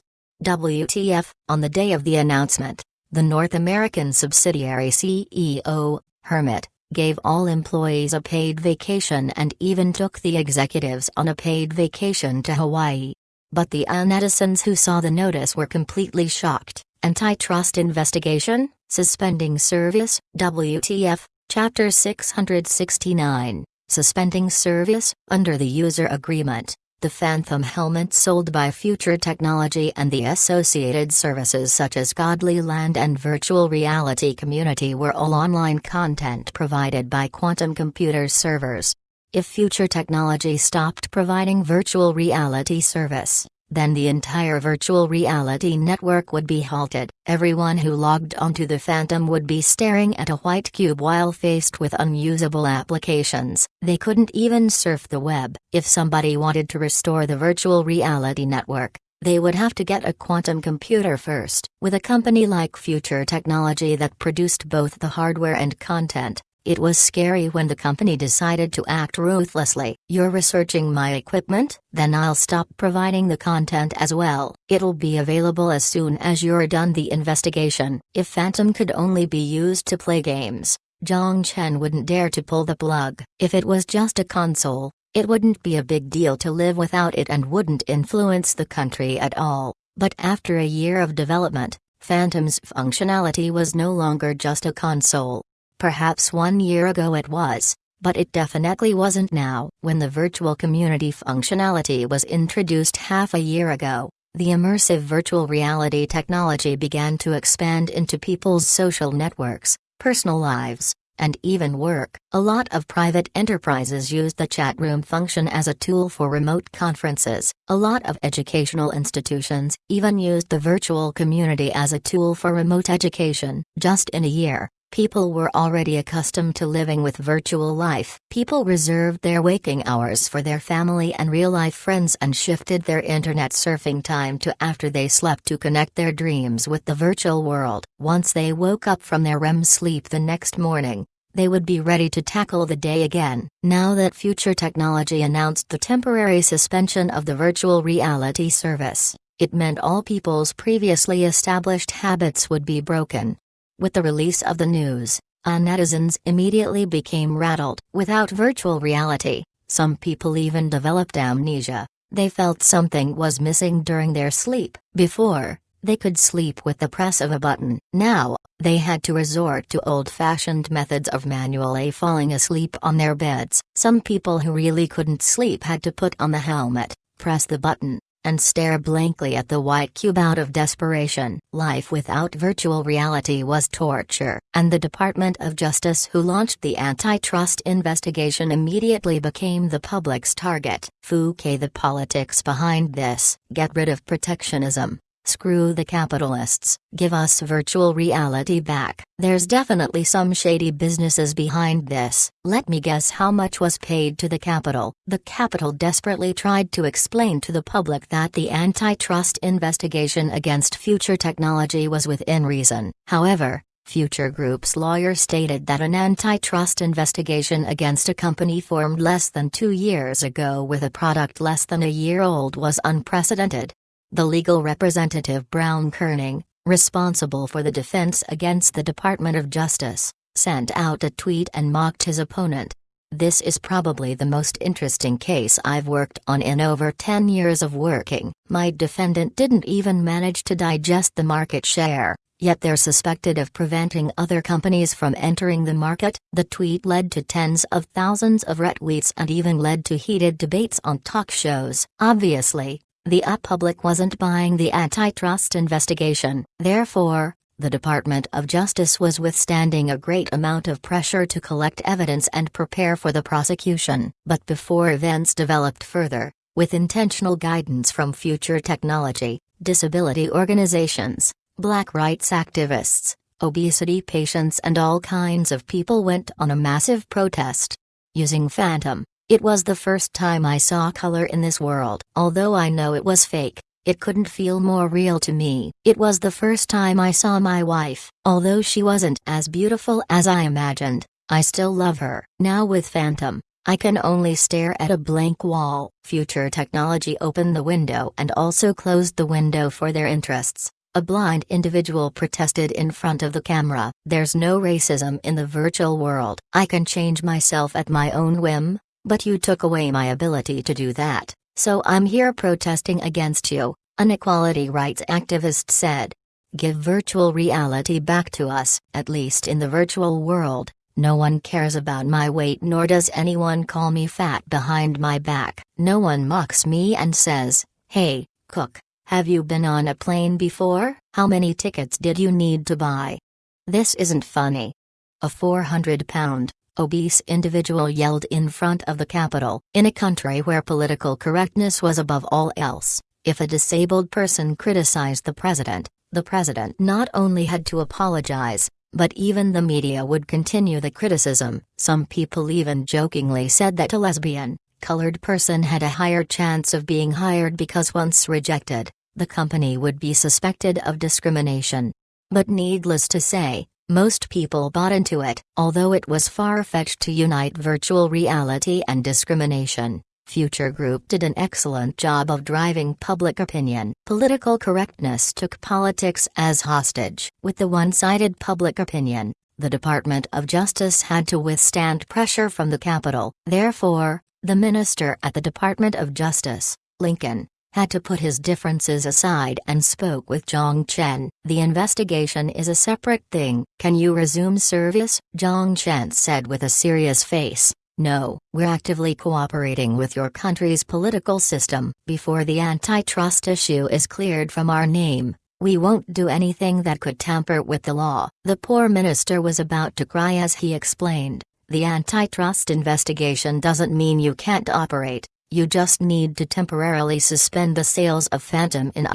No, our virtual reality network is part of the technological services provided by Future Technology. To avoid interfering with the evidence-gathering process, we're willing to suspend our service to abide by the rules of the law," Lincoln said with irritation. "What kind of logic is this? Who demanded you to do this?" Zhang Chen said with a stern voice, "Don't be like this, Mr. Minster. We are a company and suspending service means we're losing profits. We feel more urgency than you for this incident to be resolved. We'll wait for the decision and I hope you can patiently wait for us to resume our service." Lincoln was dumbfounded. It was like the sun had risen in the west. Since when did corporations ask government agencies to wait patiently? Weren't they supposed to be the ones who said that? As soon as Zhang Chen hung up, he couldn't hold his laughter in and burst out laughing. "You're laughing? Now that Phantom sales have completely halted in a... What are you going to do?" Zayasha rolled her eyes at the hysterical Zhang Chen. "Don't worry, it won't be long before sales explode." Zhang Chen made an explosion gesture and smiled at her. "The suspension of virtual reality service doesn't only put pressure on the Capitol, it also serves as an advertisement for our product. The cost is quite high. What can you do? Sucks for us to fight B-City Consortium. I'm worried that if the Capitol can withstand the pressure of the controversy and continue the antitrust investigation to the end, we'll be the ones losing since they're a government agency and we're a for-profit company," Zayasha hesitantly said. "That's impossible because B-City Consortium can't withstand this anymore. They're the root of the antitrust investigation. As long as they accept defeat, The Department of Justice won't persist, Zhang Chen said without hesitation. He smiled and continued, and the most critical thing is that our product is irreplaceable. Even if they temporarily lost some revenue, no one would be able to replace future technology. That was the trump card Zhang Chen was depending on. Chapter 670. Compromise? B-City Consortium couldn't last much longer. It wasn't because they had no money. On the contrary, they were very rich and possessed wealth unimaginable by most people. Since the 1950s, they used scientific research from MIT to develop technology in emerging industries and transitioned from the textile industry to the fields of electronics, optics, radars, missiles and even aerospace. If their actual wealth was calculated, even Bill Gates' wealth tenfold would be no match. After all, Bill Gates was only one person and these consortia were controlled by more than one family. For this monstrous economic giant, the banking system wasn't their source of hematopoietic stem cells so to speak, but rather, it was their more important heart. If there were any problems with the heart, the massive financial and industrial system would face a risk to cash flow. When signs of a bank run appeared, the attack from B-City Consortium immediately halted without any further moves. The antitrust investigation had hurt Future Group indeed, but it didn't hurt as much as the hit to First B-City Bank. The two opposing sides were like boxers in a ring. They knew they couldn't knock out their opponent with just one strike, so they had to balance the pros and cons for deciding if they should take the next swing. In a manner in the B-City's rural area, the people inside the house controlled 1/10 of I's power. The Lowell, Lawrence, Adams, Kennedy, and Lodge families were all gathered there. Among them were big capitalists, Federal Reserve shareholders, Democrat senators. They had gathered together to protect their common interests. This is infuriating. I can bet that the leak is their work. John Lowell smashed his fist on the table while gritting his teeth. I think so too, but we don't have any evidence. FBA has no leads either, Robert Adams said. How did they do it? The information security system for First B-City Bank was the work of WebSense. If their hackers could infiltrate our system, then there's no reason they can't hack into the Capitol. Mr. Lowell furrowed his brows. Since Raytheon invested $1.9 billion into WebSense, B-City Consortium subsidiaries had been protected by this cybersecurity company. Since the business involved the military industry, consortia servers suffered a lot of attacks every year, but no attack had ever been successful. I'll notify the Capitol, Adams said. That's enough, my friends. We shouldn't be worried about the Capitol right now. We should be worried about Future Group, Lowell said with a headache. We can't compromise on the Saudi freshwater project, Joseph Kennedy stated. But our textile plant in Lone Star State requires cash. Raytheon's radar project in the Pacific and the helicopter deal with the Capitol also needs funding.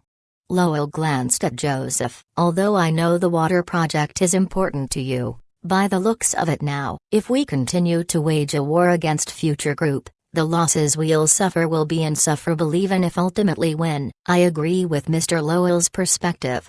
Robert Adams nodded. I can't accept this. John Lawrence shook his head. If we compromise, where's our dignity? That's enough, Mr. Lawrence. We are businessmen and it's just profits and losses after all. If you really can't accept this defeat, we can take care of them later. But right now, we should take it easy. At least in terms of information security, we must enhance our security. Loki, who hadn't spoken this whole time, finally spoke up. Let's follow tradition and decide by vote. To protect our eternal alliance, regardless of the choice we make, I'll contribute my efforts to the alliance even if it's a choice I'm unwilling to accept. Now, for those of you who agree to settle, please raise your hand. Lawrence looked at the four people around the table and raised his hand. The vote was 3-2. Settlement accepted. Who will contact them? Although the decision of the consortium didn't fit with the interests of his family, John Kennedy didn't look too displeased. I'll go.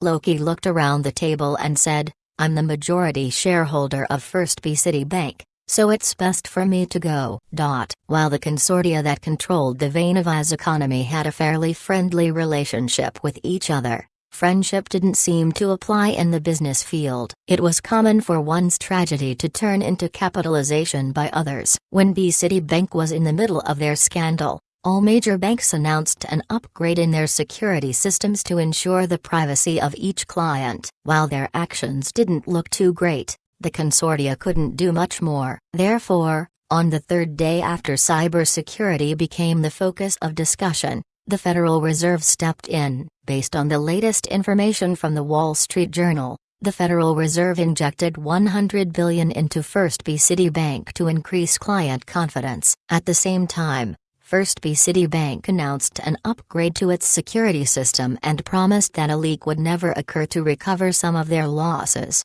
Just as the Wall Street investors had trouble digesting the two major headlines, First Citibank client information leak and Future Technologies potential exit from Zhongchen, in the far West Pacific, seemed calm.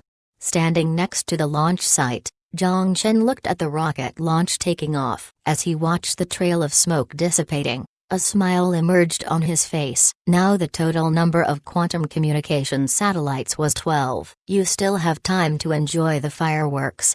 Natasha mocked him. Oh, looks like even Russia knows about our small conflict with B-City Consortium. Zhongchen laughed. Of course, you made the short list of top suspects for the SIB. They think it's you who hacked into First Citibank and that your real identity should be an IT engineer who mastered information security. That's a fascinating hypothesis, but unfortunately, I only barely passed the computer competency test. Zhongchen laughed and dodged Natasha's question. Let's not talk about this. What you think about our rocket launching technology? Natasha's appearance at Celestial Trade's launch site wasn't out of personal reasons. Celestial Trade's rocket launch technology was already mature. To utilize its excessive launch capacity, Zhongchen set his sights on Russia. Because of the reduced total budget and fluctuations in exchange rates, Russia was forced to reduce the International Space Station's maintenance costs by 30 billion rupees. Since Russia was concerned with the high maintenance costs, Celestial Trade happened to have a solution. Not only could they make some changes to turn Celestial Trade's red bottom line around, but this could also be an opportunity to gain experience in supply transport to space stations. Why not? But Natasha's response surprised Zhongchen. If you're willing to sell the rocket engines, we can discuss. If you want to talk about contracting, my response might disappoint you. Natasha sighed and spread open her hands. We won't contract this project out to foreign companies. There's no room for negotiation. Chapter 671. Russia's interest. The supplying mission to the International Space Station was both the international duty of the major aerospace powers and the perfect opportunity to develop the aerospace industry. Domestic aerospace companies could only develop new engines if they gained profit from the billion-rupee project. Contracting to Celestial Trade indeed could decrease the budget in this area, but it would be bad news for domestic aerospace companies, since there were only so many launch planned for each year. Other than SpaceX being able to profit from commercial launches, most aerospace depended on the national projects to survive. What Natasha said was also the message from Russia's leader. If Celestial Trade was willing to sell the rocket, Russia would be happy to purchase. But if Celestial Trade was only planning to take the contract, there was no point to discuss it further. Are you not going to hear my bid? Zhongchen said helplessly. Natasha shook her head. Kremlin won't give it the okay, even if your price is tempting. It was hard, but Natasha's words were certainly not without reason. From a pure cost-saving perspective, why wouldn't Russia just contract the project out to SpaceX? Falcon, with the capability to reuse the first-stage rocket, could reduce the cost of missions to a terrifyingly small number. Even if this seemed to be without possibility, Zhongchen was not the type to give up easily. After deliberating for a moment, he said, "Do you really not want to discuss the price? I'm referring to the RM-320 rocket engine." I said this. Wait, what did you say?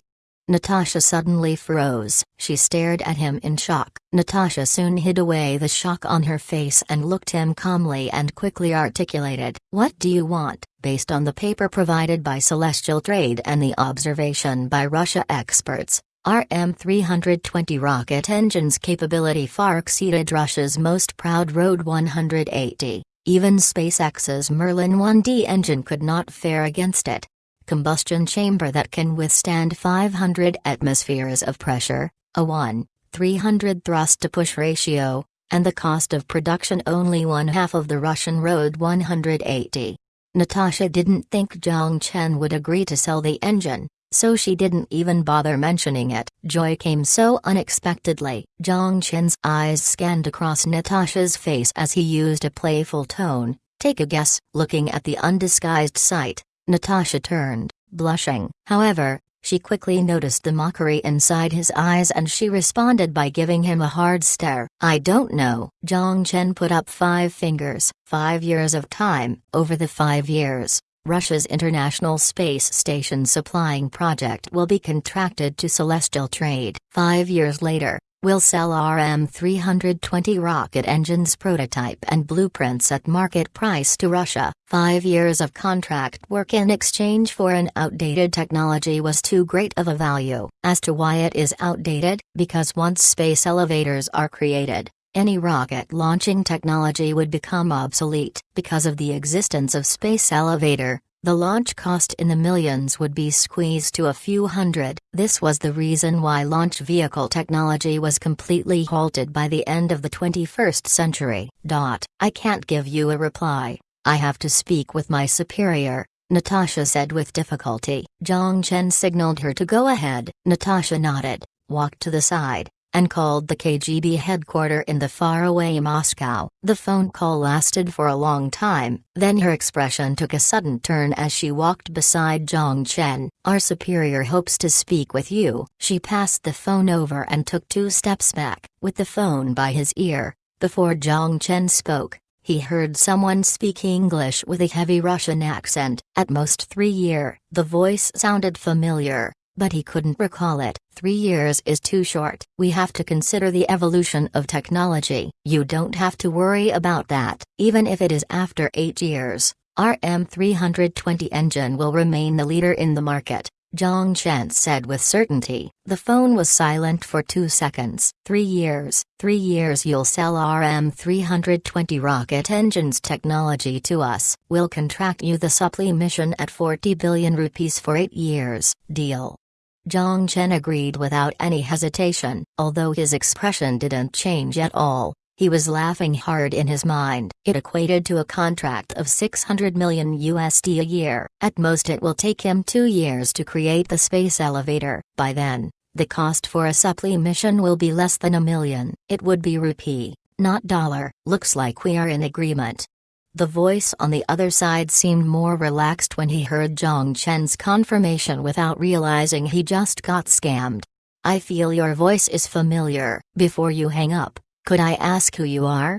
Zhang Chen asked joyously. Our Miss Agent didn't tell you? She just said you were her superior.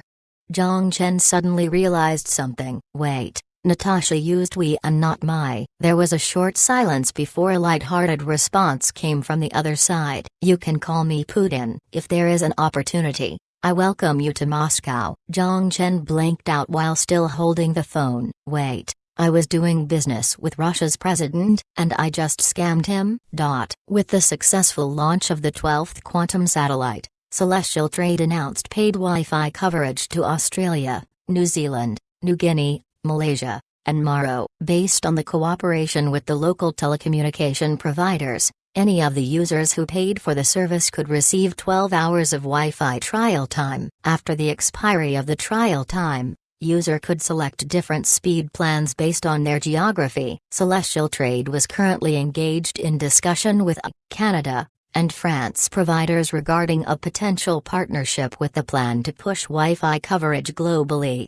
On the other hand, the fight between Future Group and B-City Consortium still persisted, but neither parties made a new move and they remained in a stalemate. The Department of Justice was still gathering evidence in antitrust investigation while B-City Consortium was busy putting out the fire at the bank.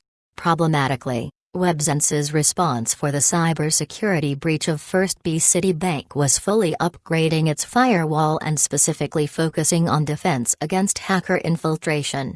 Based on what ZLA said, the upgraded system was like an impenetrable barrel with all the previous holes filled in. Unless they could use an internal computer as a backdoor, even with the quantum computer's attack power, it would be nearly impossible to infiltrate remotely.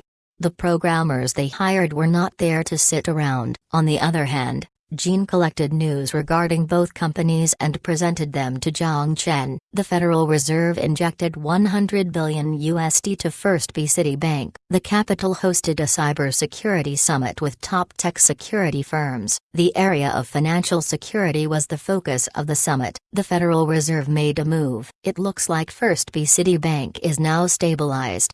Zhang Chen furrowed his eyebrows. Just as he was thinking about the next step, Zai Ashes called him. "Hello, someone wants to see you in person." "Who is it?" "Carson Loki, the majority shareholder of First B City Bank." Chapter 672, From Enemies to Friends. Zhang Chen didn't give Natasha a clear response in regards to the Russian president's invitation. He only stated that when the time was right, he would make a trip to Moscow. Restricted by Russia's economic situation, Future Group's development in Russia was limited. The sales of Phantom were incomparable to the popularity in Asia and North America. When Zhang Chen received a call from Zai Ashu, he headed to the company. It was a representative from B City Consortium that has asked for a meeting, and his identity was not be underestimated. The two determined from their discussion that there was a high chance that the intention of the trip was to settle the feud. In the battle against Future Group, they were no longer willing to remain in a stalemate. They lost over $10 billion over a $1.5 billion project. Of course,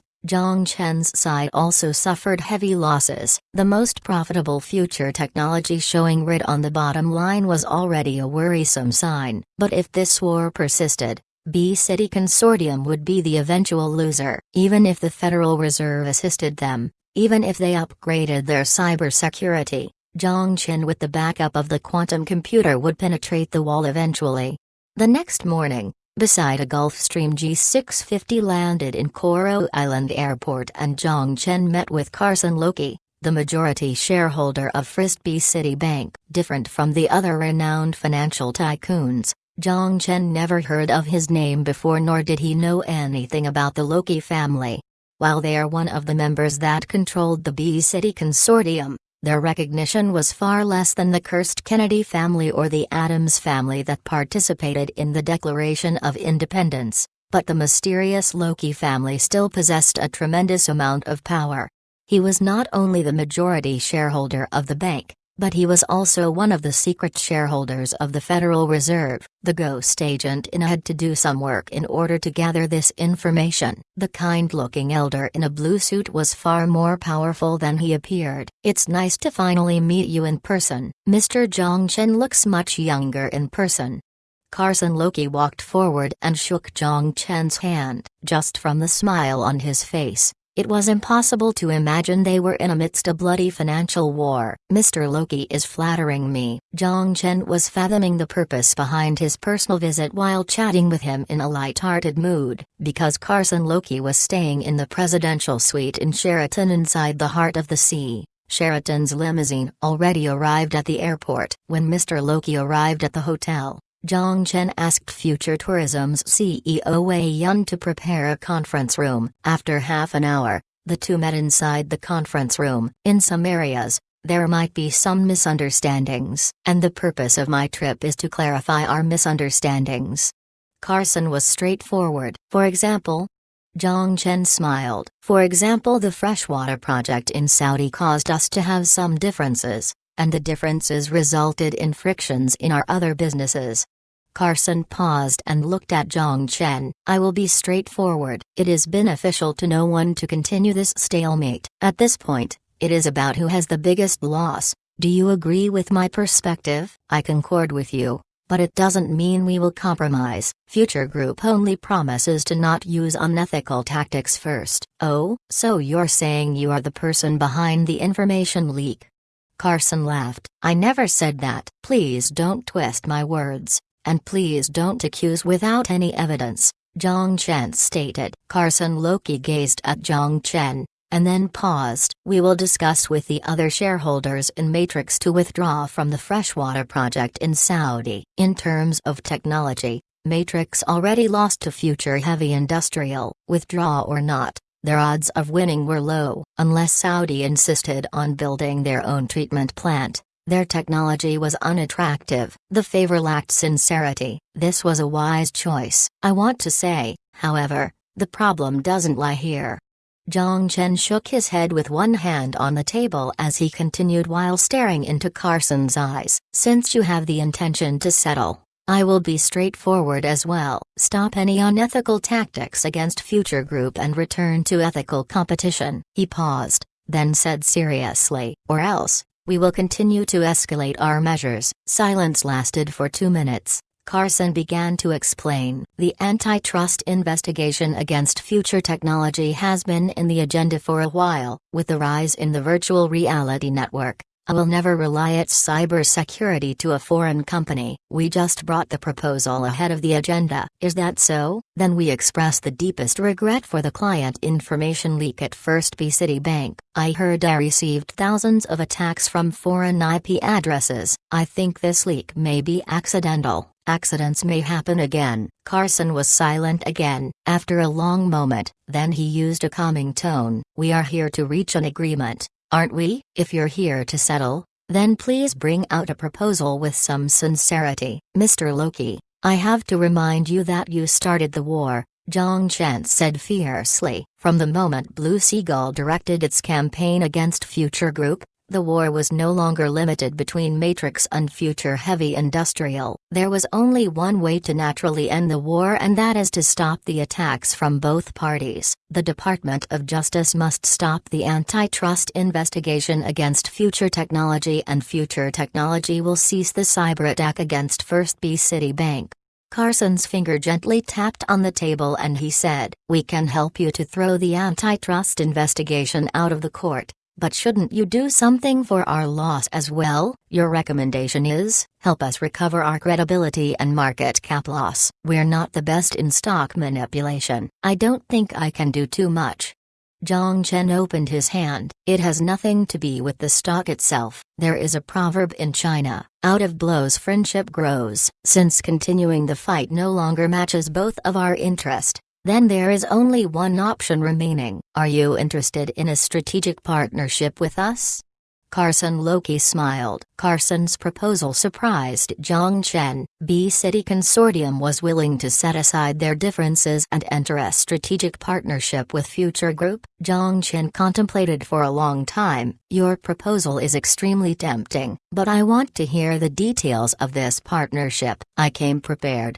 The elder took out a document from his briefcase. His smile was bright. Zhang Chen scanned it through. His eyebrows rose. Partnership, interesting. Chapter 673, Going Public. The next morning, despite an extra 20,000 copies of the Wall Street Journal being printed, the shelf was cleared out immediately. The reason why was because of two names, Future Technology and First B City Bank. In the next while, the two names dominated the headlines of newspapers, magazines, websites and forums. The former was recently in turbulence due to the antitrust scandal, while the latter's stock price and client number plunged because of the client information leak.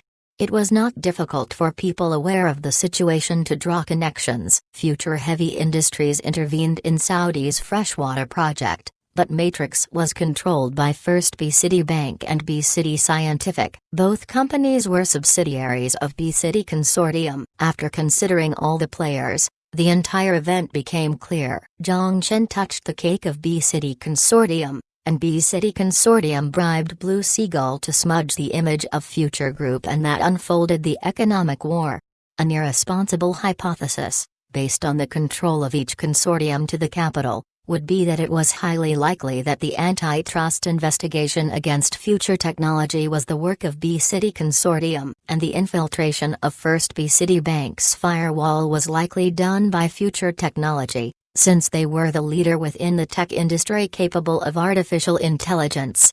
But last night, Both companies published the same announcement on their respective sites stating a partnership in the virtual reality financial field to pave the road to virtual reality shopping. The information immediately defeated all the rumors and First B Citibank's shares spiked by 6% on the day. It was the first rebound the share experienced since the leak. Not only was VR Plus Finance an element, Future Heavy Industries will separate the production and distribution in the freshwater project to form the high-tech freshwater supply. The company was injected with $400 million with an equity swap of 19% in exchange for 20.8% of Matrix to replace the Loki family as the largest shareholder of Matrix. The two companies will develop synergies in its operations. Matrix will utilize its vast resources to gain clients while Future Heavy Industrial will digest the contracts. To Future Heavy Industries with only technology, an equity swap with Matrix was the perfect choice. At the same time, High-Tech Freshwater Supply went public with First B Citibank as the sole book runner. The IPO of High-Tech Freshwater Supply marked the first subsidiary of Future Group to go public. The Wall Street investors were full of expectations, with analysts predicting the Saudi freshwater supply would generate at least $400 million in profits per year. Based on the large demand in the Middle East region, the number could more than likely double. Based on the P/E ratio of 15 times, the company with only $400 million in equity could exceed the market cap of $6 billion and gear toward $10 billion in a year's time.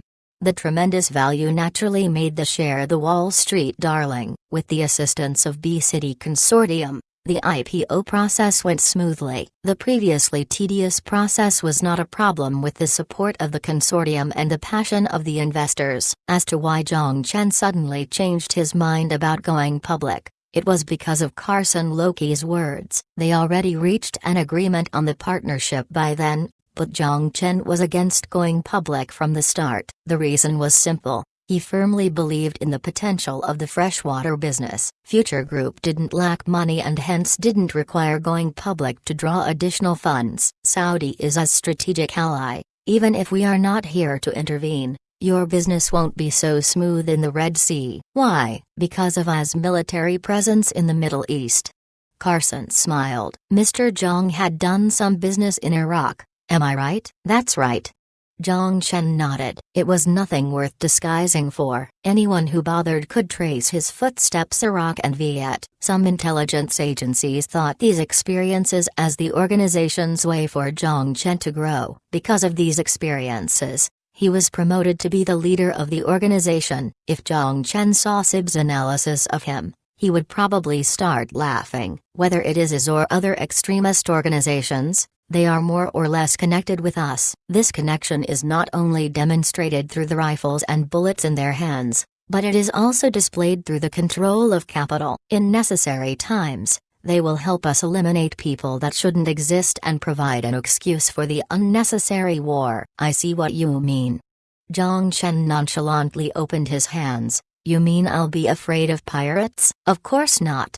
Carson shook his head. Based on the capital's report, out of all the dictators, you have the most powerful military force. But do you think Saudi would allow you to station a force in their sovereignty, just because of a freshwater supply? Zhong Chen's eyes narrowed. He finally understood what Carson meant. Of course won't take any action, but they would permit pirates or other organizations to attack the freshwater platform. They could even secretly purchase the souvenir from them and research the remains. At this time, Celestial Trade would face an awkward situation. An international military mission not only tested for military prowess, but also diplomacy. I don't understand. What does it have to do with going public? If we go public, even if only 10% of the shares are made public, it could eliminate the concern from the capital. Carson used the word we. After he signed the equity swap agreement, he became a shareholder of High-Tech Freshwater, and this proposal was from High-Tech Freshwater's perspective.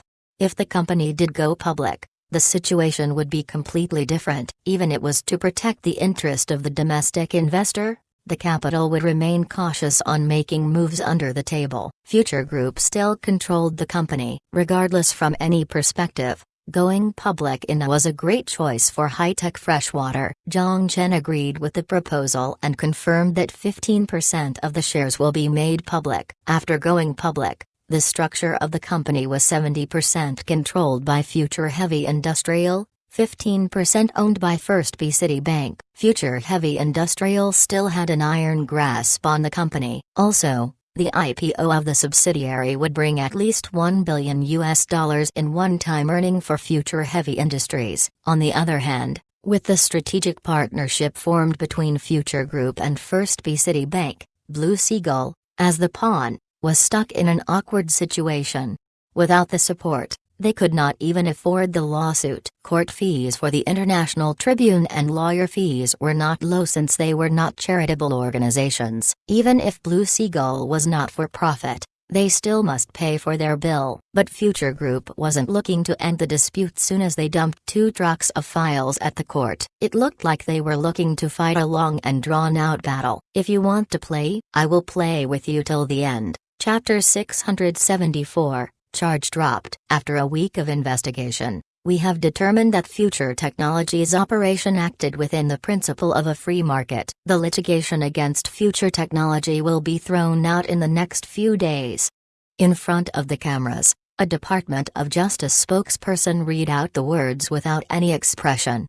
The Capitol, who gave the go-ahead to the investigation, suddenly changed their mind. The senators suddenly spoke out, questioning the credibility of the investigation.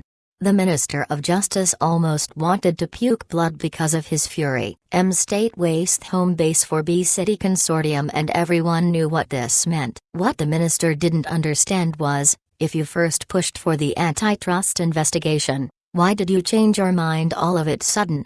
The Department of Justice could no longer withstand the immense pressure from the outraged public. The Capitol demanded them to cease investigation immediately and solve any of the lingering problems. Now that even the fat nerds were criticizing the government for preventing them from searching for their true love in virtual reality, a fine would require evidence, and although it was not impossible to be somewhat reckless in a law-governed state, everyone still must play by the rules of the game. Just like Future Technology had stated, they didn't fit the definition of a monopoly by any means, as they were just formed for less than 2 years. Since they couldn't be slapped with a fine, the litigation must be thrown out. On the night of the decision, Future Technology posted an announcement. We welcome the correct decision made by the Department of Justice. Future Technology will abide with a fair and justice competitive spirit and operate without interfering with the principles of the market. From today on, the virtual reality network will return. Future Technology, proudly serving you. The announcement erupted into waves of cheers on the internet. Ha ha ha. Godly Land is finally back online. I haven't played in a week. Our virtual reality is back. This is democratic freedom, thank God. Amnesia is terrible. Although I don't wear the helmet every night, it feels like something was missing without being able to use the helmet. With the rumor of Future Technology exiting blown out of water and servers back online, Godly Land's concurrent user count broke the 100 million mark.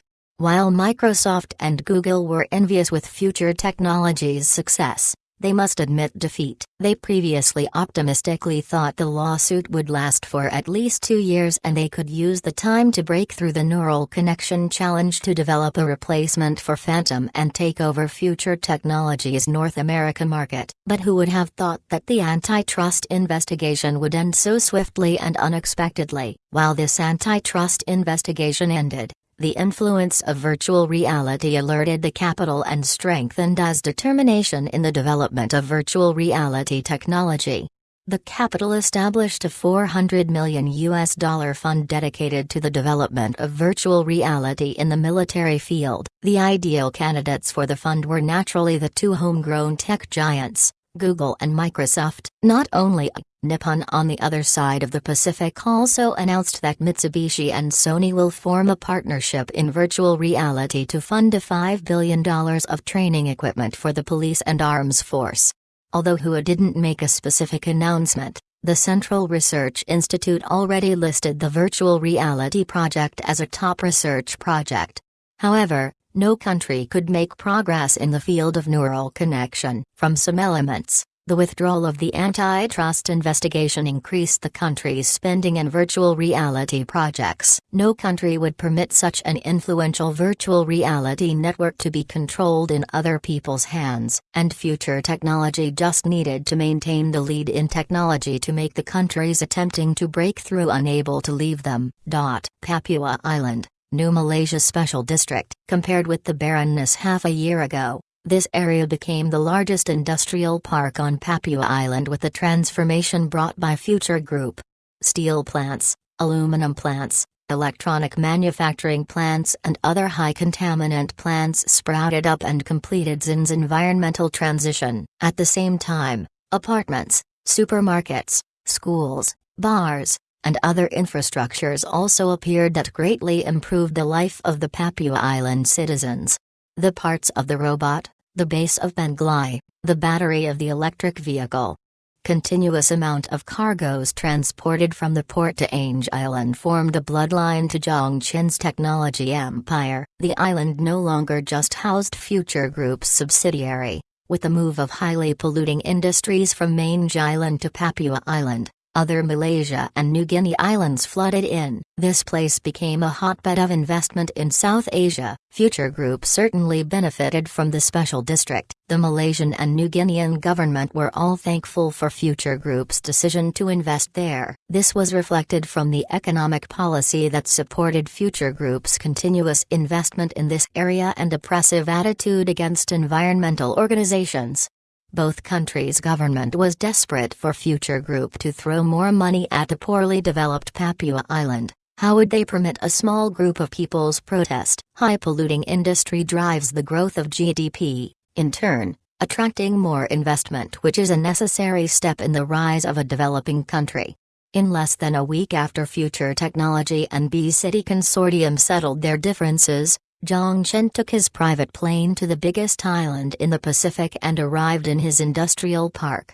It was his first visit since New Malaysia Specific District was formed. On behalf of the Special District's people, I welcome you, Mr. Zhongchen. The governor of the Special District Maki extended his hand out from far out in the distance with a giant smile. Despite the Specific District being built on the border along New Guinea and Malaysia, the administration of the Specific District was handed to the more influential Malaysia. Nice to meet you, Mr. Maki. Zhongchen shook his hand and small-talked, before they both boarded Future Heavy Industrial's vehicle, heading to the headquarters. Zhongchen's visit here was not for travel. Maki, who sensed something was about to unfold, attempted to find an answer from Zhongchen indirectly. Is Future Group making a new move? If there is plan to build a high-tech plant, could Future Group consider the special district first? Zhongchen just smiled without providing an explanation. Just 2 days ago, Future Group's Material Science Lab, the graphene material research team led by Liu Yuan, discovered a major breakthrough in graphene application in the semiconductor industry, which made graphene semiconductor a possibility. Of course, the major breakthrough in this short period of time was attributable to the resources gathered from the apocalypse, and in the production line of the virtual reality helmet, the graphene semiconductor was already used in the automated line. The information was just undisclosed to the public. Once graphene semiconductors were introduced, it would be a giant leap in the current semiconductor industry. Now, since Future Group introduced the graphene manufacturing technology, they naturally would not give up the giant market. Future Technology would not only be the Microsoft in the new era, its goal was also to be the Intel of the new era. It was time for a new king in the global semiconductor reign. Chapter 675, The Beginning of the PM Era. Future Group's repetitive appearances on the headlines made some media companies contemplate if they should seek advertisement fees from Future Group's boss. Just as Zhongchen arrived on Papua Island, the world became unsettled because of another piece of news.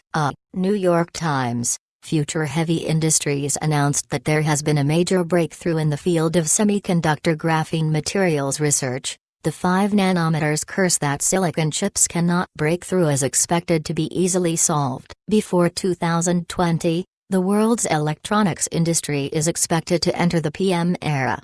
1 nanometer equals 1000 pm, UK. The Guardian. Incredible research results. Professor of Materials Science at Cambridge University states that Future Group perhaps will change our future again with technology. France. Le Monde. Under the Future Group Materials Research Lab, Lu Yuan and other 3 scientists will be nominated for the Nobel Prize in 2018.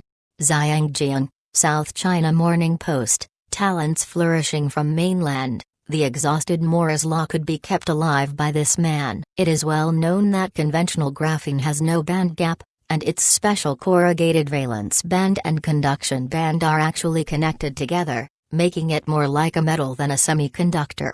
Future Heavy Industrial announced that their researchers found that the silicon carbide can be used as raw material through a heat treatment to break it down and form a layer of graphene. This could allow the buffer layer graphene to form a monolithic with greater than 1.10 eV. This is already very close to the 1.12 eV silicon material, making graphene chips possible. Future Heavy Industrial's significant breakthrough in graphene caught all the renowned reputable CPU developers and manufacturers unexpectedly. The Nasdaq plummeted red at opening, causing despairing woes to the investors. As to the reason, it was obvious. Once the graphene semiconductor comes out, it will mean that the silicon chip will come to a complete end, and it will only be a matter of time before it can be eliminated by a smaller graphene transistor. Just like a steam engine could be no match to a fast-moving internal combustion engine, it is the same. The investors are all cunning creatures. If other companies stated that they created global Wi-Fi, virtual reality, graphene semiconductor, they would scorn them, saying, "Do you think I'm a new investor? Don't use those scams to make me buy your shares." However, it was different for Future Group. All the projects they announced became reality. It was still undetermined if Intel and AMD will fall from grace like Kodak, since Wall Street investors already dumped their shares. The trend line of Kodak was still a refreshing memory to investors. From February 1997 with a market cap of $31 billion to $2.1 billion on September 2011. The roller coaster ride was even more exciting than the Shanghai Stock Exchange across the Pacific. The Shanghai Stock Exchange is notorious for its unreasonable fluctuations, with tech stocks bleeding red. What B-City Consortium didn't expect was that B-City Technologies' stock price remained surprisingly strong. Future Group's subsidiary was still in the process for IPO,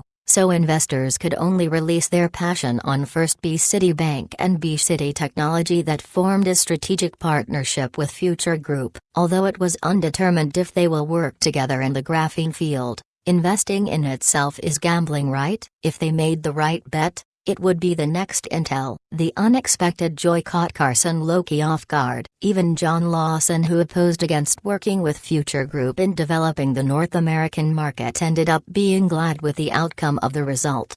Just as the world was debating Future Heavy Industries' major breakthrough in the field of graphene, Wall Street Journal dropped another heavy hitter. A senior patent official who chose to remain anonymous stated that Future Heavy Industries submitted over 2,000 patent applications. From graphene transistors to the preparation of graphene chips, Future Heavy Industries with lightning speed swept the entire patent market clean. The capital was joyous and shocked at the same time. Joyous because Future Group finally agreed to submit their patents. Shocked because they blocked any research potential for graphene semiconductors. DARPA's investment into material science went straight down the drain. They already put the results on the table and were now submitting for patent. In 20 years, any company that wishes to produce graphene semiconductors must pay a high royalty to Future Group. The decision to submit for patent was a well-contemplated one by Zhong Chen. Different from neural connection and mature artificial intelligence, graphene's technological bridge was not as insurmountable. Just like Future Heavy Industrial's solid-state lithium-air battery, it won't take more than a few years before the technology would come out of the labs. Material Science Lab Dr. Lu Yuan agreed with Zhong Chen's perspective. He made optimistic judgments referencing to the papers published in international scholastic journals such as Nature and Science. Perhaps in 2020, graphene's industrial production would see a dramatic breakthrough. So, for the first time, The Future Group registered a total of 2,000 patents for graphene-related research through the International Patent Organization in a number of countries and set a patent barrier thicker than the Great Wall. They established the future of the monopoly of graphene chips. Of course, the registered patent was only for the product and not the production process. The difficulty in graphene research was precisely the production process and the manufacturing of the different types of graphene materials equipment. Without the key production technology, acquiring a graphene semiconductor sample could at most provide a thought process for the experiment, but it would be impossible to reverse engineer the production process. The production of the chip would be completed on Ainge Island. Zhongchen had no intention to build plants in other countries. Therefore, he didn't need to disclose the process in exchange for the protection of this intellectual property. Zhongchen had two purposes during this visit to the special district. First, over half of BHP's 80 million tons of ores were consumed already. The construction of Penglai caused the price of iron and aluminum to climb. Luke was obviously not foolish and of course wouldn't continue to sign the agreement with Future Group. He was here to negotiate with BHP Group on the contract. Second, Zhongchen was preparing to audit the production status of the district. The technological barrier of graphene chip was done being broken through. Future Group obviously won't just sell the chip, they will continue to develop the downstream industries from phones, tablets, to PCs. If Future Heavy Industries can't do it, he will purchase subsidiaries to do it.